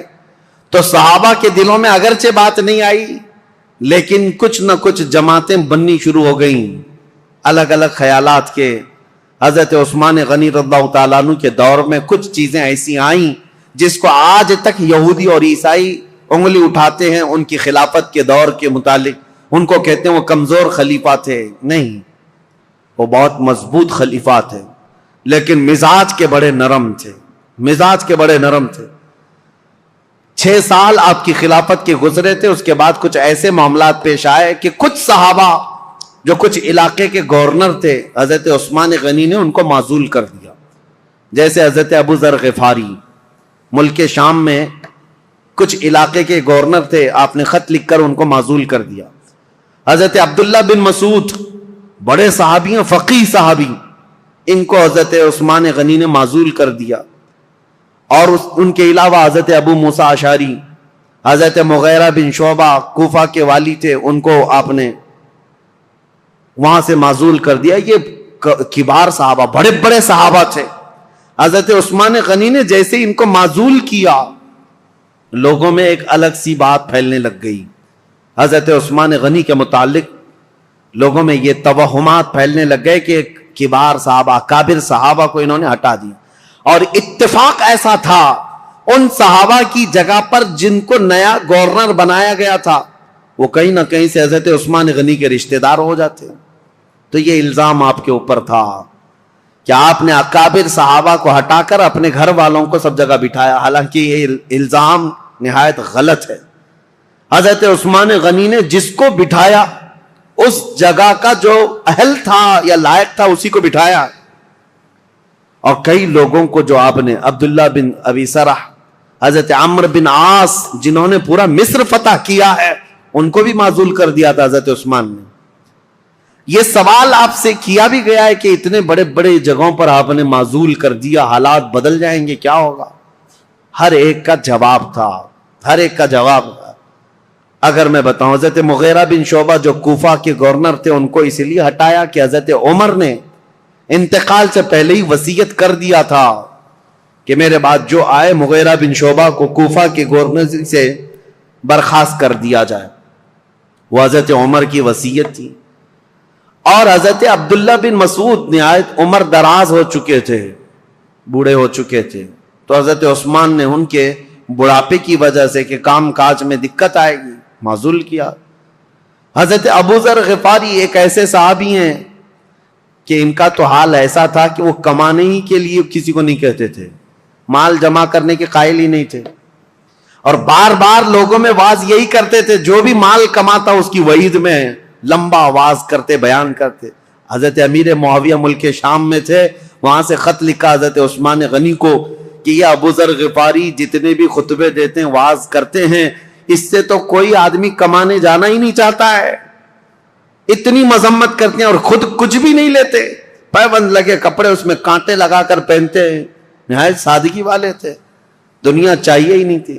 تو حضرت امیر معاویہ نے کہا لوگ اگر نہ کمائیں اور اس طرح اپنے معاش کی طرف فکر نہ کریں تو ہم دولت اسلام کو کیسے چلائیں، سلطنت اسلام کو. حضرت امیر معاویہ کا خط آیا تو حضرت عثمان غنی نے حضرت ابو ذر غفاری کو، جس علاقے کے وہ گورنر تھے، معزول کر کے کہا آپ میرے پاس مدینے آ جائیں، میرے ساتھ رہیے. آپ ایسا نہیں ہے کہ ان کو دشمنی میں معزول کیا. اور حضرت ابو ذر غفاری کو معزول کر کے اپنے پاس بلایا تو ایسا نہیں ہے کہ ان کے ساتھ بدسلوکی کی گئی، بلکہ حضرت ابو ذر غفاری کو حضرت عثمان نے کہا جب تک آپ مدینے میں رہیں گے آپ کی کفالت میرے ذمہ ہے، جتنا خرچہ جو کچھ بھی لگتا رہے گا وہ آپ میرے سے لیں گے. وہ حضرت ابو ذر غفاری کھڑے ہوئے کہا یہ بندہ کسی کا محتاج نہیں ہے. نہ حضرت عثمان غنی سے 1 روپیہ لیا، 1 سکہ لیا، کچھ نہیں. مدینے کے باہر ربضہ ایک علاقہ تھا، ویران جگہ تھی، وہاں کوئی نہیں رہتا تھا، تنہا پوری زندگی وہاں پر آپ نے بسر کر لی. ان کی بیوی ذات تھی، روایت میں موجود ہے جب ان کا انتقال ہوا تو ان کی بیوی چوراہے پر آ کر کھڑے ہو کر اعلان کرتی تھی کہ کوئی آ جائے، میرے شوہر کا انتقال ہوا، جنازہ اٹھانا ہے. جنازہ اٹھانے کے لیے وہ اعلان کرتی رہی. اس طرح کی زندگی گزار کر چلے گئے حضرت ابو ذر غفاری. تو وہ تو نہایت سادہ مزاج تھے. حضرت عثمان غنی نے ان کو اگر گورنری سے معزول کیا تھا تو صرف اس لیے، باقی ان کو کوئی اس طرح کی بدسلوکی کرنا یا ان کے ساتھ برا سلوک کرنا قطعاً مقصد نہیں تھا۔ اور کچھ صحابہ کے بعد حضرت عمرو بن عاص، یہ مصر کے فاتح ہیں، مصر فتح کرنے والے، ان کو کیوں آپ نے معزول کیا؟ اس کی وجہ یہ ہے کہ مصر کی آمدنی اچھی خاصی تھی، حضرت عمرو بن عاص اس پر توجہ نہیں دیتے تھے۔ حضرت عثمان غنی نے لکھ کر کے بھیجا کہ مصر کی آمدنی بڑھتی جا رہی ہے، آپ اس میں اضافہ کریں۔ حضرت عمرو بن عاص اس پر توجہ نہیں دیتے، تو آپ نے ان کو ہٹایا۔ عبداللہ بن ابی سرح ایک دوسرے وہاں پر صحابی تھے، ان کو مصر کی گورنری دی، اور حالانکہ دو علاقوں میں رہنے کی وجہ سے عمرو بن عاص اور عبداللہ بن ابی سرح کے درمیان کچھ نہ کچھ باتیں چلتی رہتی تھی۔ لوگ یہ کہتے تھے کہ دونوں کی بنتی نہیں، کچھ معاملات رہے ہوں گے۔ تو عبداللہ بن ابی سرح کو حضرت عثمان غنی نے مصر کا والی گورنر بنایا۔ انہوں نے 1 سال میں پورے مصر کی آمدنی کو ڈبل کر کے دکھایا۔ تو حضرت عثمان غنی کا فیصلہ برحق تھا، اس میں کسی کے بھی ساتھ حضرت عثمان غنی نے ناانصافی نہیں کی، لیکن دشمنان اسلام یہ لسٹ لے کر کے گھومتے ہیں کہ یہ بڑے بڑے صحابہ کو انہوں نے معزول کر دیا اور ان کی جگہ پر اپنے رشتہ داروں کو بٹھایا۔ حالانکہ عبداللہ بن ابی سرح جن کو گورنر بنایا تھا مصر کا، یہ حضرت عثمان غنی کا رشتہ دار تھے، لیکن چند سال نہیں گزرے ہوں گے حضرت عثمان نے ان کو بھی گورنری سے ہٹایا۔ یہ معاملات پیش آتے رہے، اب ایک فتنہ جنم لیتا ہے۔ اب میں آپ کو بتاؤں تاریخ کی وہ سچائیاں، بلکہ وہ کڑوی حقیقت جس سے آج تک پوری دنیا جوجھ رہی ہے مسلمانوں کی۔ آج تک پوری کائنات میں جتنے بھی مسلمان ہیں، یہ فرقے جو پیدا ہوئے، اس کی بنیاد کہاں سے شروع ہوئی؟ کس نے یہ بیج بویا تھا مسلمانوں کے بیچ؟ یہ فرقے کیسے پیدا ہو گئے؟ اتنی جماعتیں کیسے ہو گئی؟ یہ تاریخ آج سننا آپ کے لیے بہت ضروری ہے۔ حضرت عثمان غنی کے دور میں جو لوگ اسلام میں آئے تھے، میں کہہ رہا ہوں کہ یہ ضروری نہیں کہ سب کے سب مخلص اخلاص کے ساتھ آئے ہوں، کچھ تو ایسے ہی در پردہ تھے، منافقین بھی تھے۔ جب رسول اللہ کے زمانے میں تھے تو ان کے زمانے میں کیوں نہیں؟ ایک شخص ایسا ہے ایران کا رہنے والا، ایرانی لوگوں کو اس زمانے میں سخت خلش تھی عربوں سے۔ میں نے بتایا عربوں کی دشمنی تھی ان کے ساتھ۔ جب کسرا کی حکومت چلتی تھی تو ایرانیوں کی عربوں سے نہیں جمتی تھی، برسوں کی دشمنی ہے۔ عرب کا کوئی شخص ایران میں آ بھی جاتا تو اس کے کندھے کاٹ جاتے تھے۔ یہ بادشاہ، ایک کا نام ہی ذوالاکتاف تھا جو کندھے کاٹنے میں مشہور تھا عربوں کے۔ اور ایرانی اگر عربوں کے پاس آتے تو ایسا نہیں ہے کہ عرب انہیں چھوڑ دیتے تھے، عرب بھی جو ہے ان کے ساتھ بھرپور مقابلہ کرتے تھے۔ تو یہ دشمنی کے بعد جب اسلام آ گیا تو ظاہر سی بات ہے ایران میں اب مسلمان تھے، لیکن وہ عربوں کی حکومت کے نیچے تھے۔ حکومت کون کر رہا تھا ان کے اوپر؟ عرب کر رہے تھے۔ اور اسی ایران کے رہنے والے ایک باشندے کی بات تاریخ میں نے اس سے قبل بھی بیان کیا، لیکن آج بھی نوجوانوں بہت توجہ سے سننا اور تاریخ کا یہ نام ہمیشہ یاد رکھ لینا۔ عبداللہ بن سبا، ایک یہودی شخص، یہودی بھی اسلام میں آئے ہیں، عیسائی بھی آئے، یہودی تھا، یہ اسلام لایا۔ عبداللہ بن سبا، یاد رکھو عبداللہ بن سبا، یہ اسلام لایا، اور اسلام لانے کے بعد یہ مسلمانوں کی جماعت میں آیا، لیکن پکا مسلمان نہیں تھا، یہ یہودی ہی تھا۔ اس نے دیکھا کہ ان عربوں کی حکومت پوری دنیا میں پھیلتی جا رہی ہے، انہوں نے ایران کو فتح کر لیا، شام کو فتح کر لیا، روم کو فتح کر لیا۔ دل کے اندر جو کڑن تھی اور اس کا بدلہ لینے کے لیے ہمیشہ اس بات کے اندر انتظار میں رہتا تھا کہ کوئی کمی ان کی نظر آ جائے جس کو لے کر کے مسلمانوں میں ہم جماعتیں بنا دیں۔ تو عبداللہ بن سبا یہ وہ پہلا شخص ہے جو اسلام میں فتنہ انگیزی شروع کرنے کے لیے کیا کیا؟ حضرت عثمان غنی کی کمیاں گنانا شروع کیا جماعتوں میں جا جا کر کے۔ اس کی فتنہ انگیزیاں جب بصرہ میں پہنچی، بصرہ ایک شہر ہے عراق کا، تو حضرت مغیرہ بن شعبہ وہاں پر موجود تھے۔ تو انہوں نے اس کو شہر بدر کر دیا, وہاں سے نکال کر بھیج دیا. وہ کوفہ آیا, کوفہ کے جو والی تھے ان کو بھی سعید بن عاص, ان کو جب خبر ملی تو کوفہ سے بھی اس کو بھگا دیا گیا. عبداللہ بن سبا اب مصر پہنچا. مصر آنے کے بعد مصر کے نئے جو لوگ اسلام میں آئے تھے ان کے دلوں میں یہ بات ڈالنا شروع کیا کہ عثمان جو ہے ایک کمزور خلیفہ ہیں اور صرف رشتہ داروں کا خیال کرتے ہیں. اپنے رشتہ داروں کے لیے وہ بہت زیادہ پیسہ بھی دے دیتے ہیں, نذرانے بھی دیتے ہیں, جبکہ حضرت عثمان غنی اپنے رشتہ داروں کو جو مال دیتے تھے وہ بیت المال سے نہیں, وہ اپنے جیب خاص سے دیتے تھے. ان کا مال ہی اتنا تھا, وہ دیتے تھے, نوازتے تھے. اب میں آپ کو بتاؤں, عبداللہ بن سبا کا یہ فتنہ اثر کرنے لگ گیا لوگوں میں, مسلمانوں میں یہ بات آنے لگ گئی اپنے خلیفہ کے متعلق. اب انقلاب انقلاب نام سے کچھ نعرے شروع ہو گئے. کہاں پر؟ کوفہ میں انقلاب کے نام سے نعرے شروع ہوئے. حضرت سعید بن عاص ایک صحابی ہیں, وہ کوفہ کے گورنر تھے. انہوں نے دیکھا یہ کوفہ میں کیا ہو رہا ہے, لوگ روزانہ جیسے یہ پلے کارڈ لے کر کے اتر جاتے ہیں. اس زمانے میں وہ احتجاج کرتے رہتے تھے کہ ہم کو ایک نئی چیز چاہیے, تبدیلی چاہیے, انقلاب چاہیے. تو سعید بن عاص نے حضرت عثمان کو یہ لکھ کر بھیجا, کوفہ والے شاید مجھے پسند نہیں کرتے ہیں, یہ ابو موسیٰ اشعری کو پسند کرتے ہیں. تو حضرت عثمان غنی نے ان کو معزول کر دیا. سعید بن عاص کو کہا کہ تم اتر جاؤ, کوفہ والوں کی پسند کے مطابق ابو موسیٰ اشعری کو گورنر بناؤ. گورنر تو بنایا لیکن کوفہ والوں کی وہ خواہش نہیں تھی. ابو موسیٰ اشعری بھی گورنر بنے لیکن فتنہ ٹھنڈا نہیں ہوا. انقلاب انقلاب, کیونکہ یہودیوں کا ڈالا ہوا بیج تھا, انہیں پورے خلافت کو ہلانا تھا. خلافت کے نظام کی دشمن قوم اس دور میں بھی سب سے بڑی کوئی دشمن قوم ہے تو یہودی قوم ہے.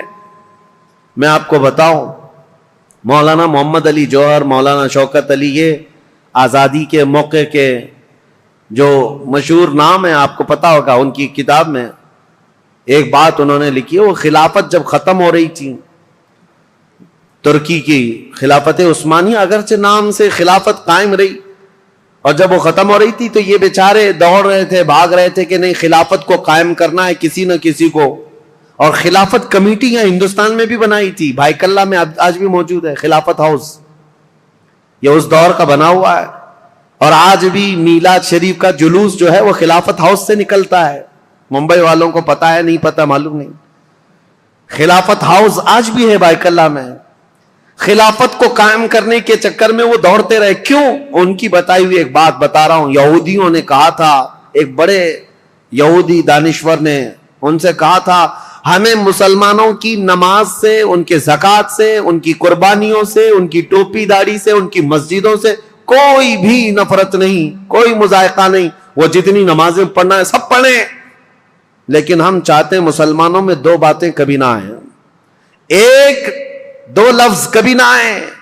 یہودی یہ چاہتے ہیں مسلمانوں کی زبان پر دو لفظ کبھی نہ آئے. ایک جہاد کا لفظ نہ آئے, دوسرے خلافت کا لفظ نہ آئے. پوری دنیا سے انہوں نے یہ دو ناموں کو مٹانے کے لیے ایڑی چوٹی کا زور لگایا. یہودی آج سے نہیں, عبداللہ بن سبا کے زمانے سے. عبداللہ بن سبا یہ وہ فتنہ ہے جو خلافت کو ہلانے کے لیے آیا تھا.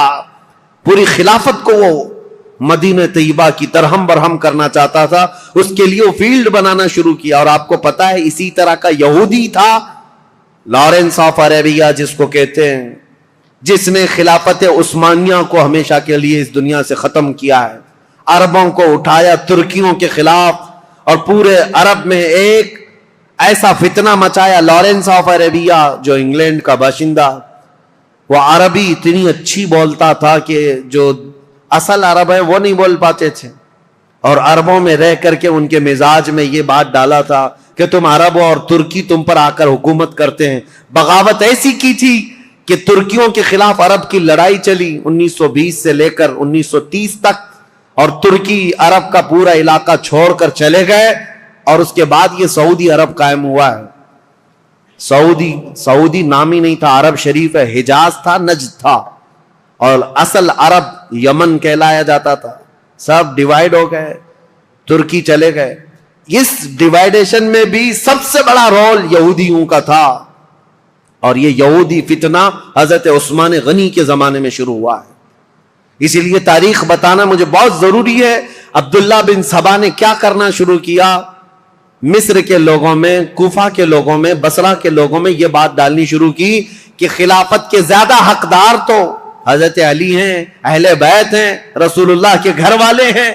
اہل بیت کی محبت کے نام پر وہ ایک ایسا فتنہ لوگوں میں شروع کیا، جبکہ اسے نہ اہل بیت سے محبت تھی نہ صحابہ سے محبت تھی. وہ تو اسلام لایا ہی تھا بظاہر دکھانے کے لیے، اصلی وہ تو یہودی تھا. لیکن اس کو کہتے ہیں سبائی فتنہ. عبداللہ بن سبا ہے تو سبائی فتنہ. اس سبائی فتنے کا اثر تو اس زمانے کے بڑے بڑے مسلمانوں میں ہو گیا تھا، تابعین میں. کچھ صحابہ بھی سوچنے لگ گئے تھے کیا ہو رہا ہے، ایسے حالات پیدا کر دیا. اب سنی حضرت عثمان غنی رضی اللہ تعالیٰ عنہ کے دور کا آخری حصہ تھا. فتوحات اسلامیہ 6 سال تک تو چلتی رہی، لیکن آخری جو 6 سال ہیں وہ فتنوں میں ہی گئے. ایسے فتنے کہ کبھی انقلاب کے نام پر وہاں جماعت کھڑی ہو رہی، کبھی انقلاب کے نام پر یہاں، اور حتیٰ کہ یہ لوگ مطالبہ کرنا بھی شروع کر دیے کہ عثمان بن عفان کو کرسی سے ہٹایا جائے. لیکن مدینے میں جو صحابہ تھے وہ اس کے سخت خلاف تھے، کسی کو آواز اٹھانے نہیں دیتے تھے. مدینے میں جو صحابہ اکابر صحابہ تھے وہ جانتے تھے خلافت کو ہلانے کا مطلب ہے پورے خطہ اسلام کو ہلا دینا. پھر جو علاقے مسلمانوں کے زیر نگیں آئے ہیں وہ سب کے سب پھر واپس چلے جائیں گے. رعب و دبدبہ پورے خطوں پر ایسا قائم تھا خلیفہ وقت کا، کسی کی مجال نہیں ہوتی تھی. تو خلافت کو ہلانا مطلب اتنے بڑے خطے کو، کہاں نیشاپور، سمرقند، بخارا، قبرص، ترکی اور افریقہ کی سرزمین تک جو خلافت کا دائرہ پھیلا ہے، ایک ہی خلیفہ ہے. اور ایک پلر کو ہلانے کا مطلب سمجھتے ہیں. صحابہ جو مدینے کے تھے وہ اس باریکی کو سمجھتے تھے، لیکن جو نئے آئے ہوئے تھے، جوان لوگ تھے، یہ جوش میں اڑے جا رہے تھے، اڑے جا رہے تھے.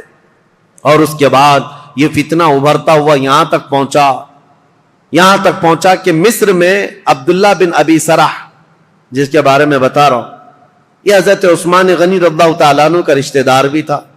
اس کے خلاف مصر کے بہت سارے لوگوں نے شکایتیں کی کہ یہ بہت سختی کرتا ہے، ایسا ہے، فلاں ہے. بہت ساری شکایتیں آتی رہیں. حضرت عثمان غنی رضی اللہ تعالیٰ عنہ اس وقت ان شکایتوں کی طرف نظر نہیں فرماتے تھے.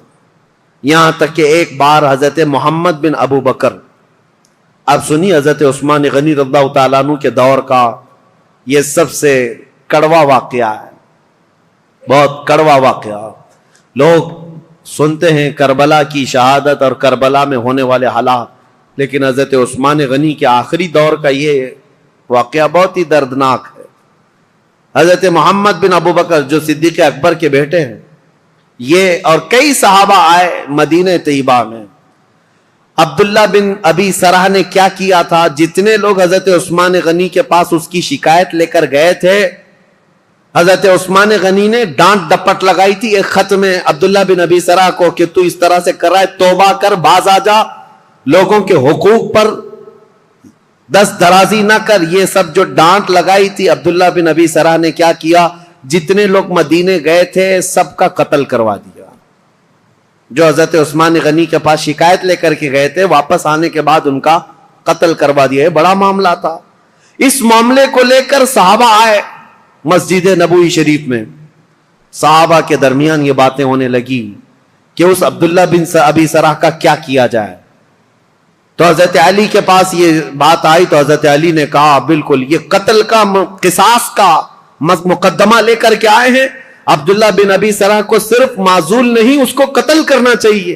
اتنے لوگوں کا قتل کیسے کیا؟ صرف شکایت کرنے کی بنیاد پر. اور دیگر صحابہ جو بڑے بڑے صحابہ، حضرت طلحہ، حضرت زبیر، یہ بہت سختی کے ساتھ حضرت عثمان سے بات کرنے لگے. حضرت سعد بن ابی وقاص گئے، انہوں نے بھی، حضرت عمرو بن عاص نے بھی، یہ بڑے اکابر صحابہ تھے، حضرت عثمان سے مطالبہ کرنے لگے کہ اتنے لوگوں کے قاتل کو آپ مصر کا گورنر کیسے بنا سکتے ہیں؟ حضرت عثمان غنی نے سب کی بات سنی، اور آپ کے اوپر یہ بار بار دباؤ ڈالا جاتا تھا، وہ آپ کا رشتہ دار ہے، اس کی وجہ سے آپ اسے معزول نہیں کرتے، بنو امیہ کا ہے اس لیے آپ اس کے گورنری سے نہیں ہٹاتے. حضرت عثمان غنی نے کہا سارے صحابہ کے اوپر میں چھوڑ دیتا ہوں, آپ جس کو مناسب سمجھے اس کو گورنر بنائیں, میں خط لکھ دیتا ہوں. تو جو صحابہ تھے انہوں نے حضرت محمد بن ابو بکر کو کہا کہ ان کو نیا گورنر بنایا جائے اور عبداللہ بن ابی سرح کو مصر کی گورنری سے ہٹا دیا جائے. حضرت عثمان غنی نے لیٹر دے دیا, کہا کہ جاؤ عبداللہ بن ابی سرح کو ابھی کے ابھی معزول کر دینا اور اسے ادھر بھیج دینا, اور آپ آج سے مصر کے والی اور گورنر بن جائیں.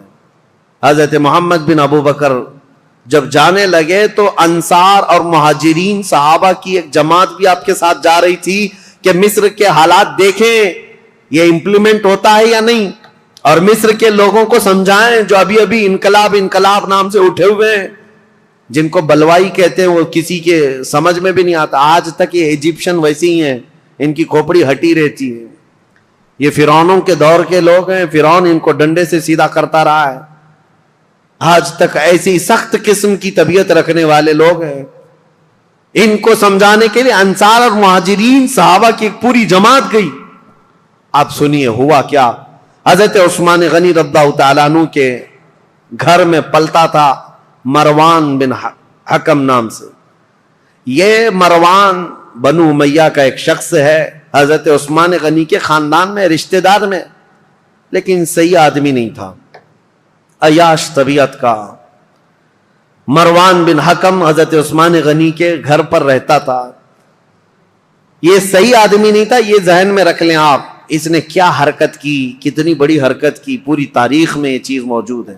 ایک طرف عبداللہ بن سبا نے فتنہ مچا دیا تھا پوری جگہ پر, لوگوں میں ورغلا دیا تھا اور نئی جماعت پیدا کرنے کے فراق میں تھا.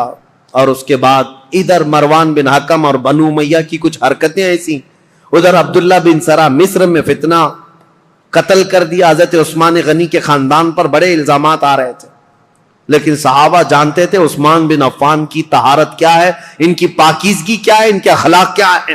اسی لیے سب سے پہلے میں نے ان کی فضیلتیں آپ کے سامنے رکھی تاکہ کسی کے ذہن میں یہ بات نہ آنے پائے حضرت عثمان غنی کیا ایسا کرتے تھے ویسا کرتے تھے. سب سے پہلے میں نے آپ کو ان کے فضائل سنائے, کسی ذہن میں شک و شبہ بھی نہ آئے. وہ رسول اللہ کے داماد ہیں, میرے آقا کے انتخاب ہیں, سابقون الاولون میں سے ہیں.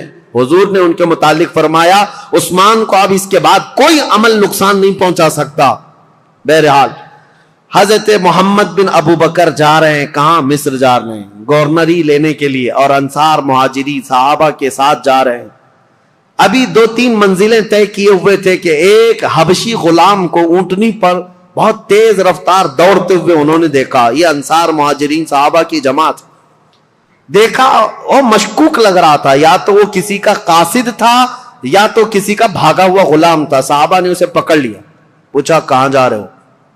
کہا خلیفہ اسلام امیر المومنین عثمان ابن عفان کا پیغام لے کر میں مصر کے گورنر کے پاس جا رہا ہوں. جو صحابہ تھے انہوں نے کہا مصر کے جو گورنر ہیں وہ یہاں ہیں, محمد بن ابو بکر, بات کرو کیا ہے. کہا نہیں, ان کے متعلق نہیں ہے وہ پیغام, ان کے متعلق نہیں ہے, یہ گورنر نہیں ہے.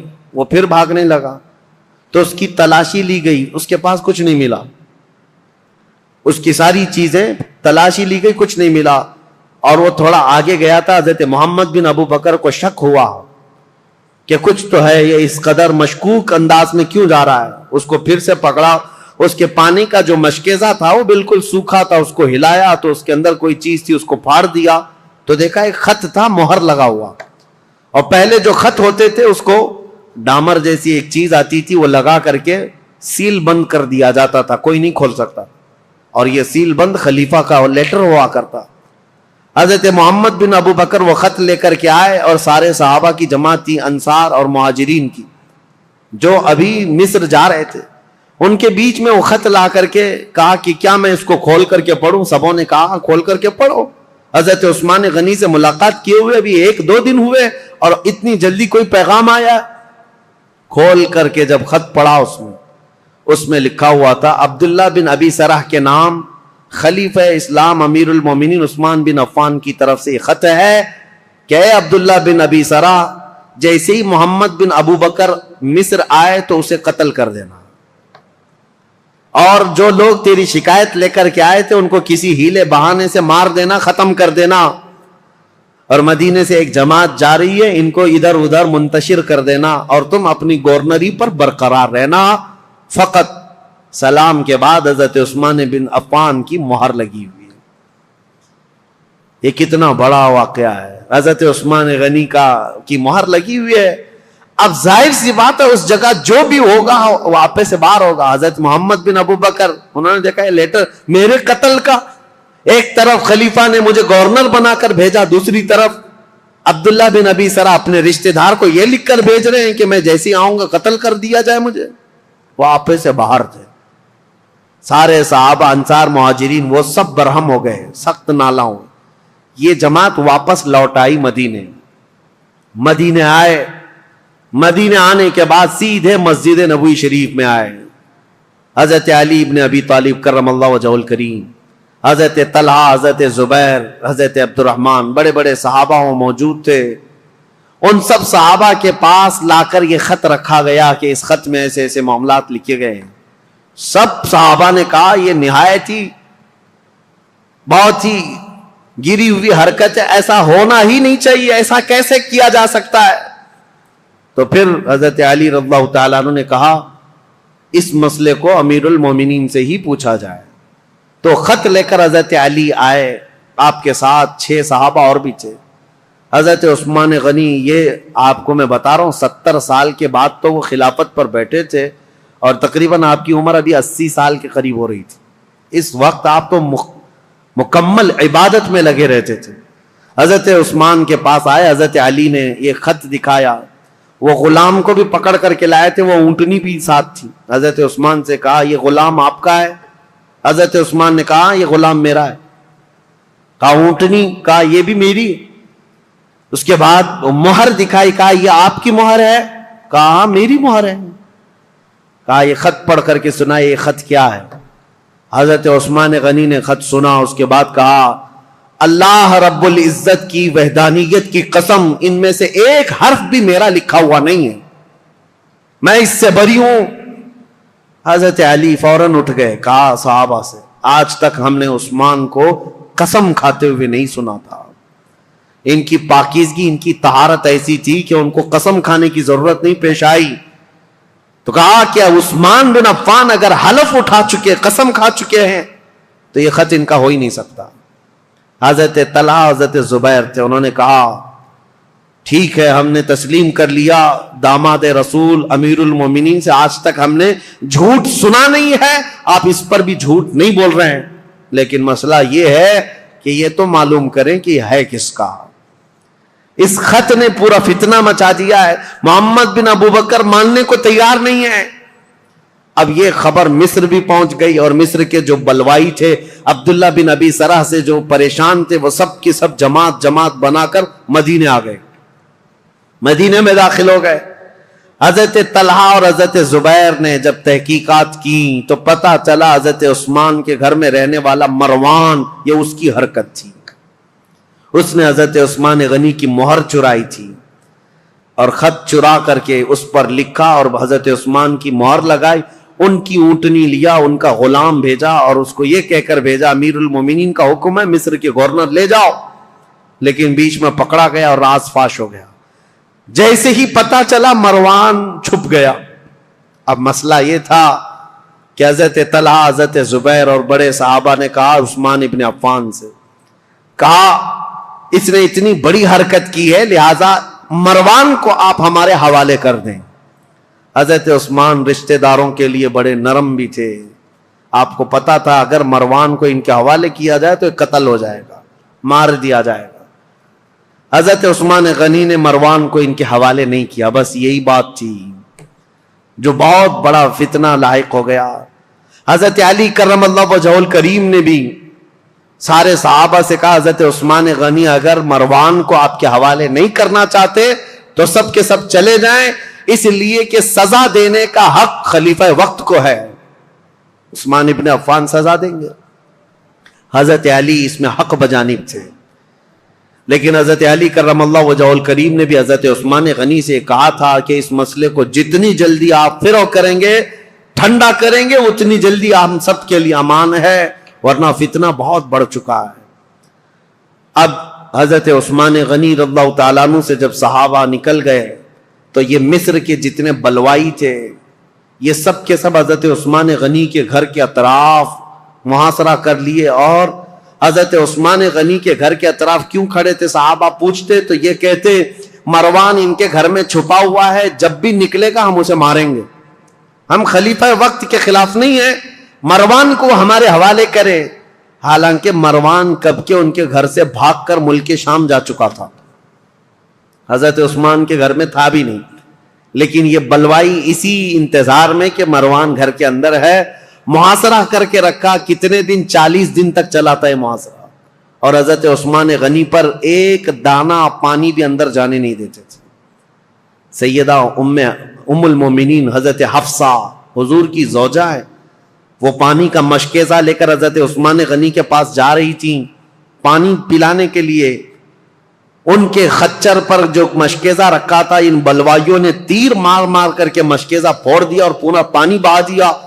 ام المومنین کو تک حضرت عثمان کے گھر جانے نہیں دیا، حضرت عائشہ صدیقہ کو تک جانے نہیں دیا۔ یہ نئے آئے ہوئے لوگ تھے اسلام میں سب، یہ بلوائی۔ ایک دن حضرت عثمان غنی چھت پر کھڑے ہوئے اور پوچھا لوگوں سے، کیا ہے لوگوں، کیا تم میں علی بن ابی طالب ہیں؟ لوگوں نے کہا نہیں ہے۔ کہا تم میں سعد بن ابی وقاص ہے؟ لوگوں نے کہا نہیں ہے۔ کہا طلحہ یا زبیر ہیں؟ کہا نہیں ہے۔ حضرت عثمان نے چھت سے پکار کر کہا کیا میری بات علی بن ابی طالب تک کوئی پہنچا سکتا ہے؟ کہا کہ کیا بات ہے؟ کہا علی بن ابی طالب سے یہ کہہ دو کہ عثمان بن عفان پچھلے 4-5 دن سے پانی کا ایک گھونٹ بھی نہیں پیا ہے۔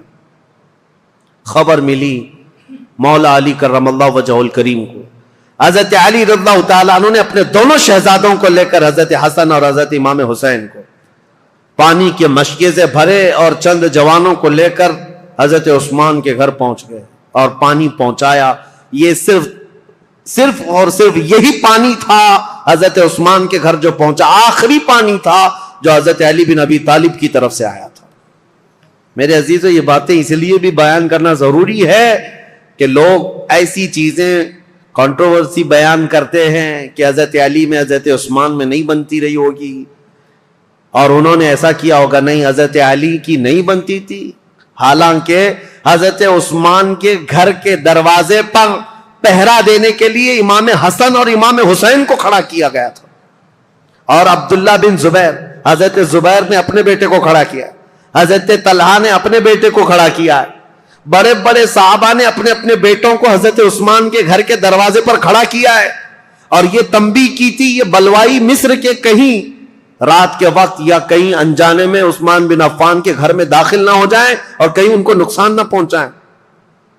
یہاں تک کہ یہ بلوائی جو ہے مصر کے جو لوگ آئے تھے ایک مرتبہ تیر چلائے تھے، ان تیروں کی وجہ سے حضرت امام حسین کا پورا سینہ زخمی ہو گیا، خون ہو گئے تھے، اور حضرت امام حسن مجتبیٰ کے سر پر زخم آیا تھا نیزے سے۔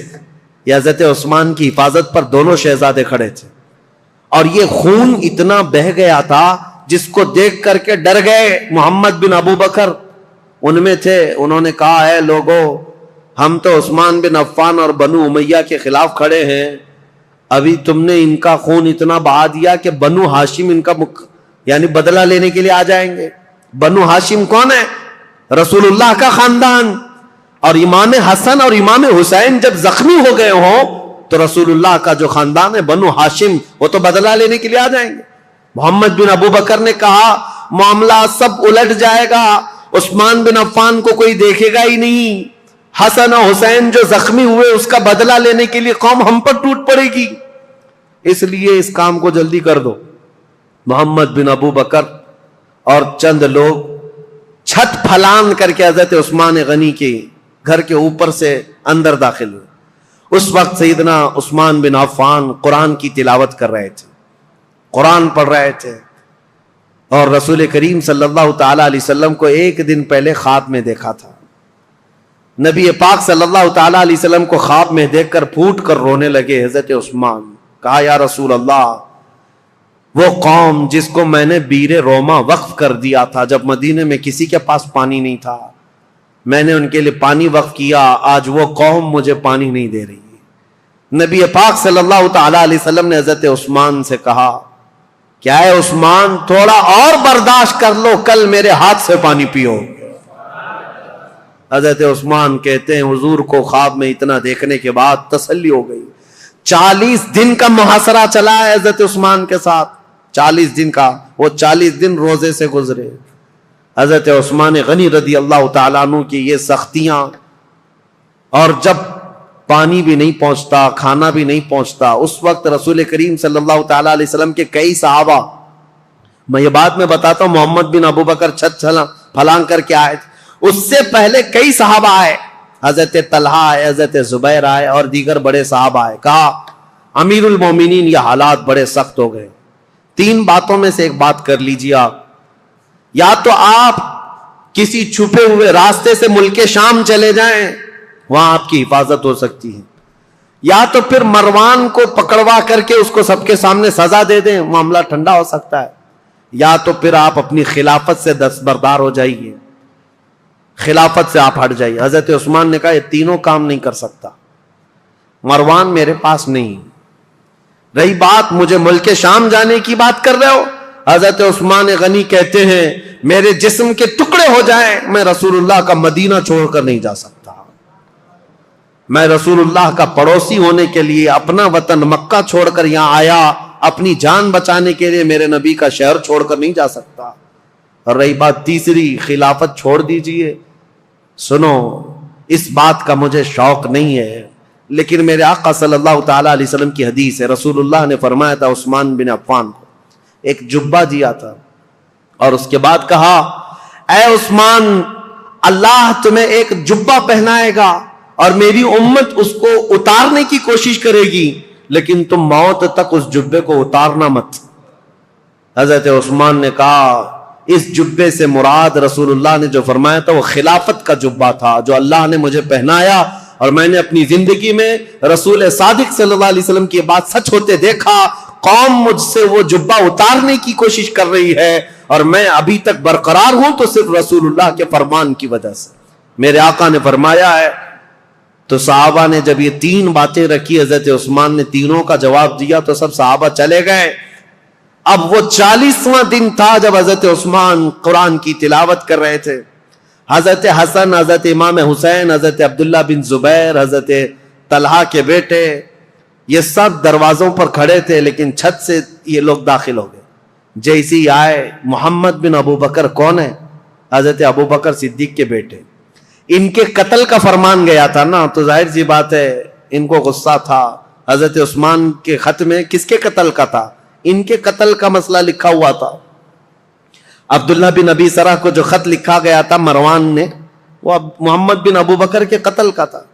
تو محمد بن ابو بکر داخل ہوئے اور آتے ہی حضرت عثمان غنی کی داڑھی پکڑ لی، کہا عثمان بن عفان سے، امیر المومنین آپ ایسا کیسے کر سکتے ہیں؟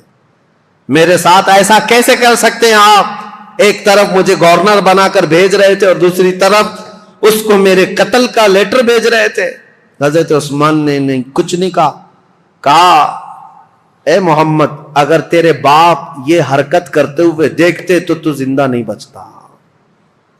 وہ ڈر گئے محمد بن ابو بکر، کیونکہ حضرت ابو بکر صدیق اگر دیکھ لیتے اس بات کو، حضرت عثمان نے صرف اتنا جملہ کہا اگر تیرے باپ ہوتے تو میری داڑھی تک تیرا ہاتھ نہیں آ سکتا تھا۔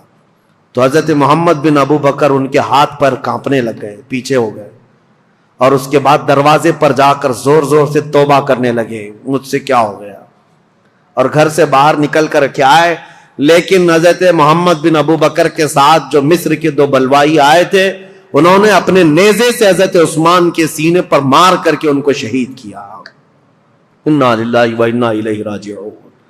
سیدنا عثمان بن عفان رضی اللہ تعالیٰ عنہ کو جس وقت شہید کیا گیا، آپ کا خون نکل کر کے قرآن کے ورقوں پر پڑا تھا، اور جس آیت پر پڑا تھا وہ یہ تھی فَسَيَكْفِيكَهُمُ اللَّهُ، اللہ ان لوگوں کے لیے کافی ہو جائے گا، اللہ ان کے لیے کافی ہو جائے گا۔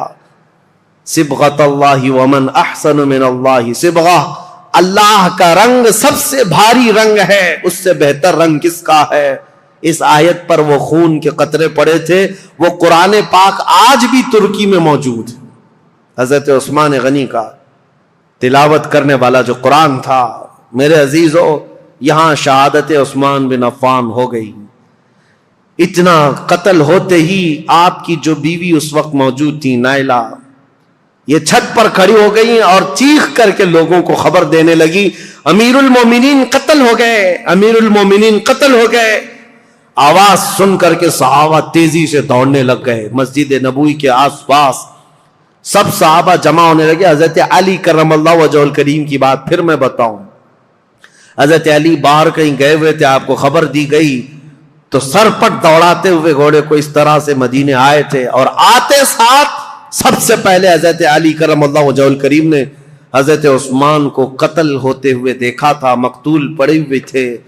تو آتے ساتھ سب سے پہلے حضرت امام حسن کو ایک تماچا لگایا، امام حسین کے سینے میں گھونسا مارا اور کہا، کیا میں تم دونوں کو عثمان بن عفان کی حفاظت کے لیے نہیں کھڑا کیا تھا؟ دونوں شہزادے رو پڑے اور کہا، بابا جان، ہم نے ان کی حفاظت میں کوئی کمی نہیں کی. یہ بلوائیوں نے چھت کو پھاڑ کر کے حضرت عثمان کے گھر میں داخلہ لیا ہے اور ہمیں اس بات کی خبر نہیں تھی. اگر انہیں ہمارے درمیان سے جانا ہوتا تو ہم کسی کو زندہ نہ چھوڑتے. حضرت علی کرم اللہ وجہہ الکریم سے دوسرے صحابہ نے کہا، آپ اپنے شہزادوں کا مواخذہ نہ کریں، اس لیے کہ یہ سارے اپنی حفاظت کے کام مکمل کما حقہ ادا کرتے رہے. اس کے بعد حضرت محمد بن ابو بکر کو طلب کیا حضرت علی نے. حضرت علی جلال میں تھے، پوچھا محمد بن ابو بکر کہاں ہے؟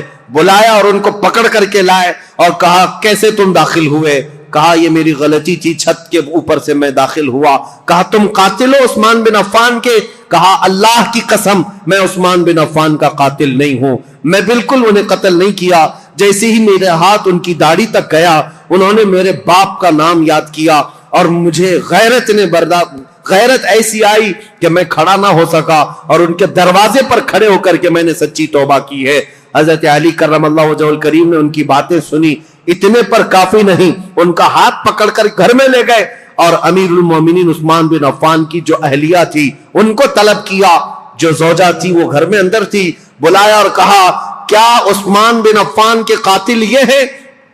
ان کی زوجہ نے کہا، نہیں، یہ گھر میں اندر آتے ہوئے تو ان کو میں نے دیکھا ہے اور انہوں نے قتل نہیں کیا.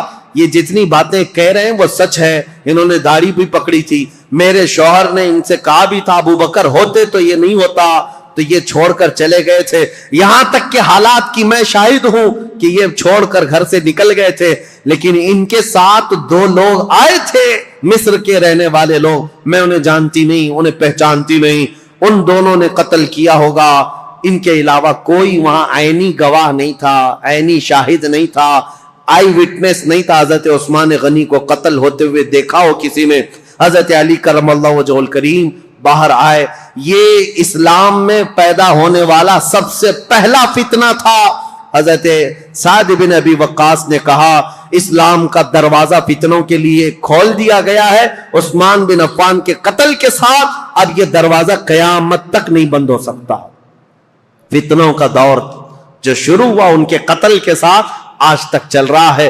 اور میں نے عبداللہ بن سبا کا جو نام لیا تھا وہ اس لیے کہ اس نے مولا علی کرم اللہ وجہہ الکریم کی حمایت میں ایک جماعت پیدا کی اور لوگوں کو اکسایا، ورغلایا، اور ایک ایسی جماعت پیدا کی جن کو رافضی کہتے ہیں، غلو کرتے ہیں.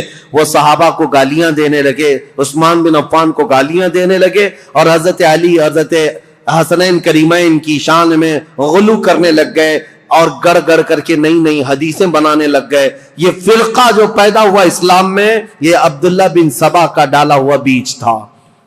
اور آج بھی اہل تشیع جو شیعہ حضرات وہ عبداللہ بن سبا کو برا بلا نہیں کہتے، بلکہ اس کا تو بہت بڑا مزار بنایا ہوا، وہ فتین شخص کا بہت بڑا مزار بنایا اور اس کا احترام کرتے ہیں، اس کو برا بلا کہنے بھی نہیں دیتے. لیکن تاریخ کی سچائیاں یہ ہیں، اسلام میں سب سے پہلے یہ فتنہ لانے والا، مسلمانوں کو بھڑکانے والا، خلیفہ وقت کے خلاف اکسانے والا عبداللہ بن سبا تھا. اور اس کے فتنے کا اثر یہاں تک پہنچا کہ حضرت عثمان بن عفان کا قتل ہو گیا، حضرت عثمان شہید ہو گئے. اللہ اکبر، 12 سالہ یہ خلافت کا دور ختم ہوتے ہی اسلام کی ان سرحدوں میں اور ان زمینوں میں ایسا اندھیرا چھا گیا، ایسا اندھیرا چھا گیا کہ اس کے بعد پھر یہ خلافت کا دور جو آگے بڑھا زیادہ دن تک نہیں، مولا علی کرم اللہ وجہہ الکریم کا دور آیا اور اس کے بعد خلافت راشدہ ختم ہو گئی۔ میرے آقا صلی اللہ تعالیٰ علیہ وسلم کی حدیث ہے، الخلافت بعدی 30 ثم الملوک، میرے بعد 30 سال خلافت چلے گی، اس کے بعد بادشاہ آئیں گے۔ اور اگر آپ کاؤنٹ کریں گے تو یہ چاروں خلفائے راشدین جو ہے ان کی مدت اور ان کا زمانہ ٹوٹل 30 سال کا ہوتا ہے وہ رسول اللہ کے فرمان کے مطابق۔ لیکن ان چاروں خلفاء میں سب سے لمبا زمانہ اگر کسی کو ملا ہے تو عثمان بن عفان کو ملا ہے۔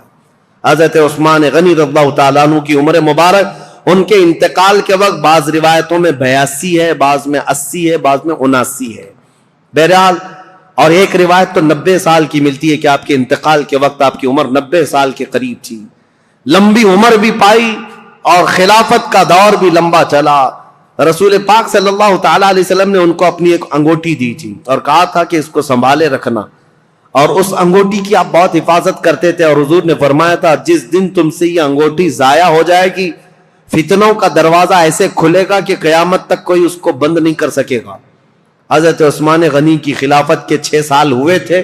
مسجد قباء جہاں ہے آج، وہاں ایک کنواں تھا، حضور صلی اللہ علیہ وسلم اکثر وہاں جب تشریف لے جایا کرتے اپنے پیر اس کنویں میں چھوڑ کر بیٹھتے تھے عصر کے بعد، اور صدیق اکبر حضرت عمر کے زمانے میں بھی یہ سنت چلی آ رہی تھی۔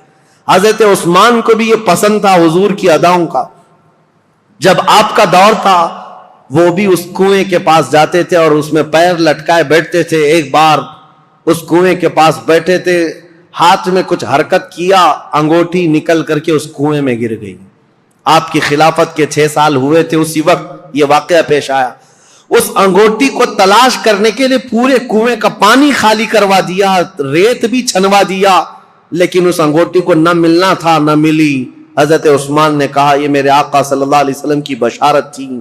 اس کے بعد جو فتنے اٹھے، ایسے اٹھے تھے کہ ایک جہجہ غفاری نام کا شخص، حضرت عثمان غنی منبر پر کھڑے تھے، مسجد نبوی کے خطبہ دے رہے تھے، اور ان کا عصا تھا ہاتھ میں۔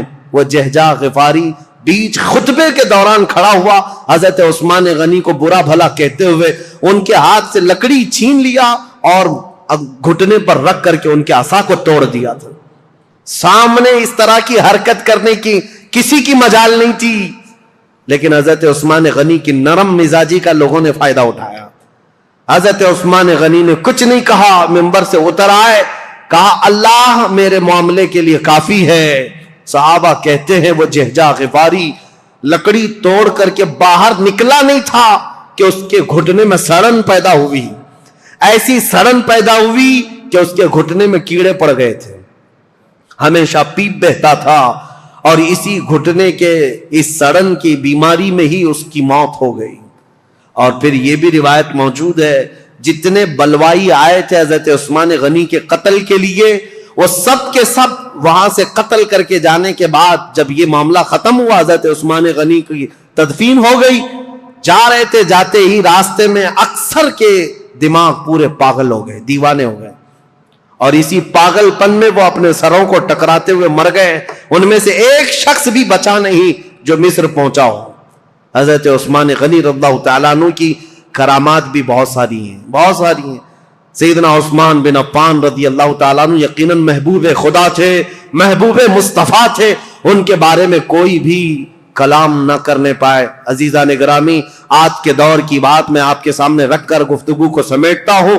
بہت سارے آج ایسے کھٹمل آئے ہوئے ہیں جو سیدنا عثمان بن عفان کی طرف انگلی اٹھاتے ہیں، اور ان کی شہادت کے متعلق میں ایک روایت بتا دوں، ابن عساکر کی روایت ہے اور مسند ابی یعلا کی روایت ہے۔ حضرت عبداللہ بن عباس نے فرمایا جس کو حضرت عثمان بن عفان کے قتل کی خوشی ہے یا ان کی موت کی خوشی ہے، حضرت عثمان بن عفان کے متعلق بہت بڑی روایت میں پیش کر رہا ہوں۔ عبداللہ بن عباس فرماتے کہ یہ جو مصر کے لوگ جو قتل کرنے آئے تھے، یہ اگر زندہ رہتے تو حضرت عبداللہ بن عباس دونوں باتیں کیا کہتے ہیں؟ پہلے یہ بات سن لو، کہتے ہیں اسلام میں سب سے پہلا فتنہ حضرت عثمان کا قتل ہے، اور سب سے آخری فتنہ دجال کا ظاہر ہونا ہے۔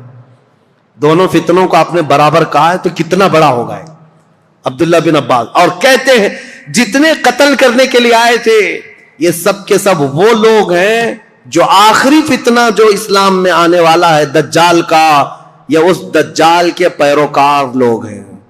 اور فرمایا کہ اگر کوئی ایسا شخص، عبداللہ بن عباس کی روایت صحیح احادیث میں موجود ہے، ابن عساکر کی روایت میں کہہ رہا ہوں، مسند ابی یعلا کی روایت، فرماتے ہیں کہ جس کو عثمان بن عفان کے قتل کی خوشی ہوئی یا ان کی موت کو سن کر کے خوش ہوا، اگر وہ زندہ رہے گا تو دجال کی فوج میں شامل ہوگا، اور اگر مر جائے گا تب بھی وہ قبر میں دجال کے پیروکاروں میں اٹھایا جائے گا۔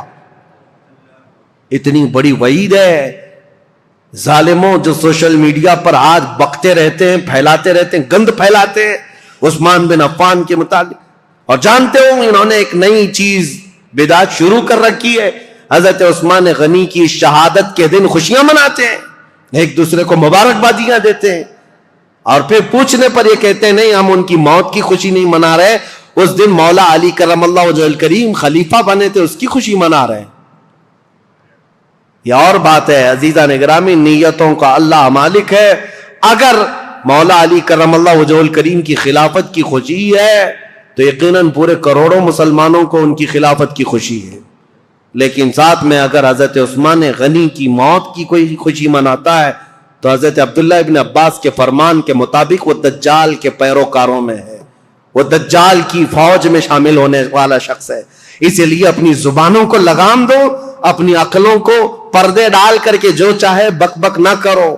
آج یہ محرم کے دور میں یہ بہت ساری چیزیں آئیں گی، سوشل میڈیا میں ابھی بہت سارے گند پھیلانے لگ جائیں گے، یہ تینوں خلفاء کے بارے میں، اور کبھی حضرت امیر معاویہ کے بارے میں، انہوں نے ایسا کیا، انہوں نے ایسا کیا، اور یہ اپنی عاقبت برباد کر رہے ہیں، اپنی آخرت خراب کر رہے ہیں۔ اس لیے رسول اللہ کے صحابہ کے متعلق میرے عزیزوں مجھے اتنا بیان کرنے کے لیے جتنا میں نے بیان کیا آج، یہ بہت ہی احتیاط والی چیز تھی۔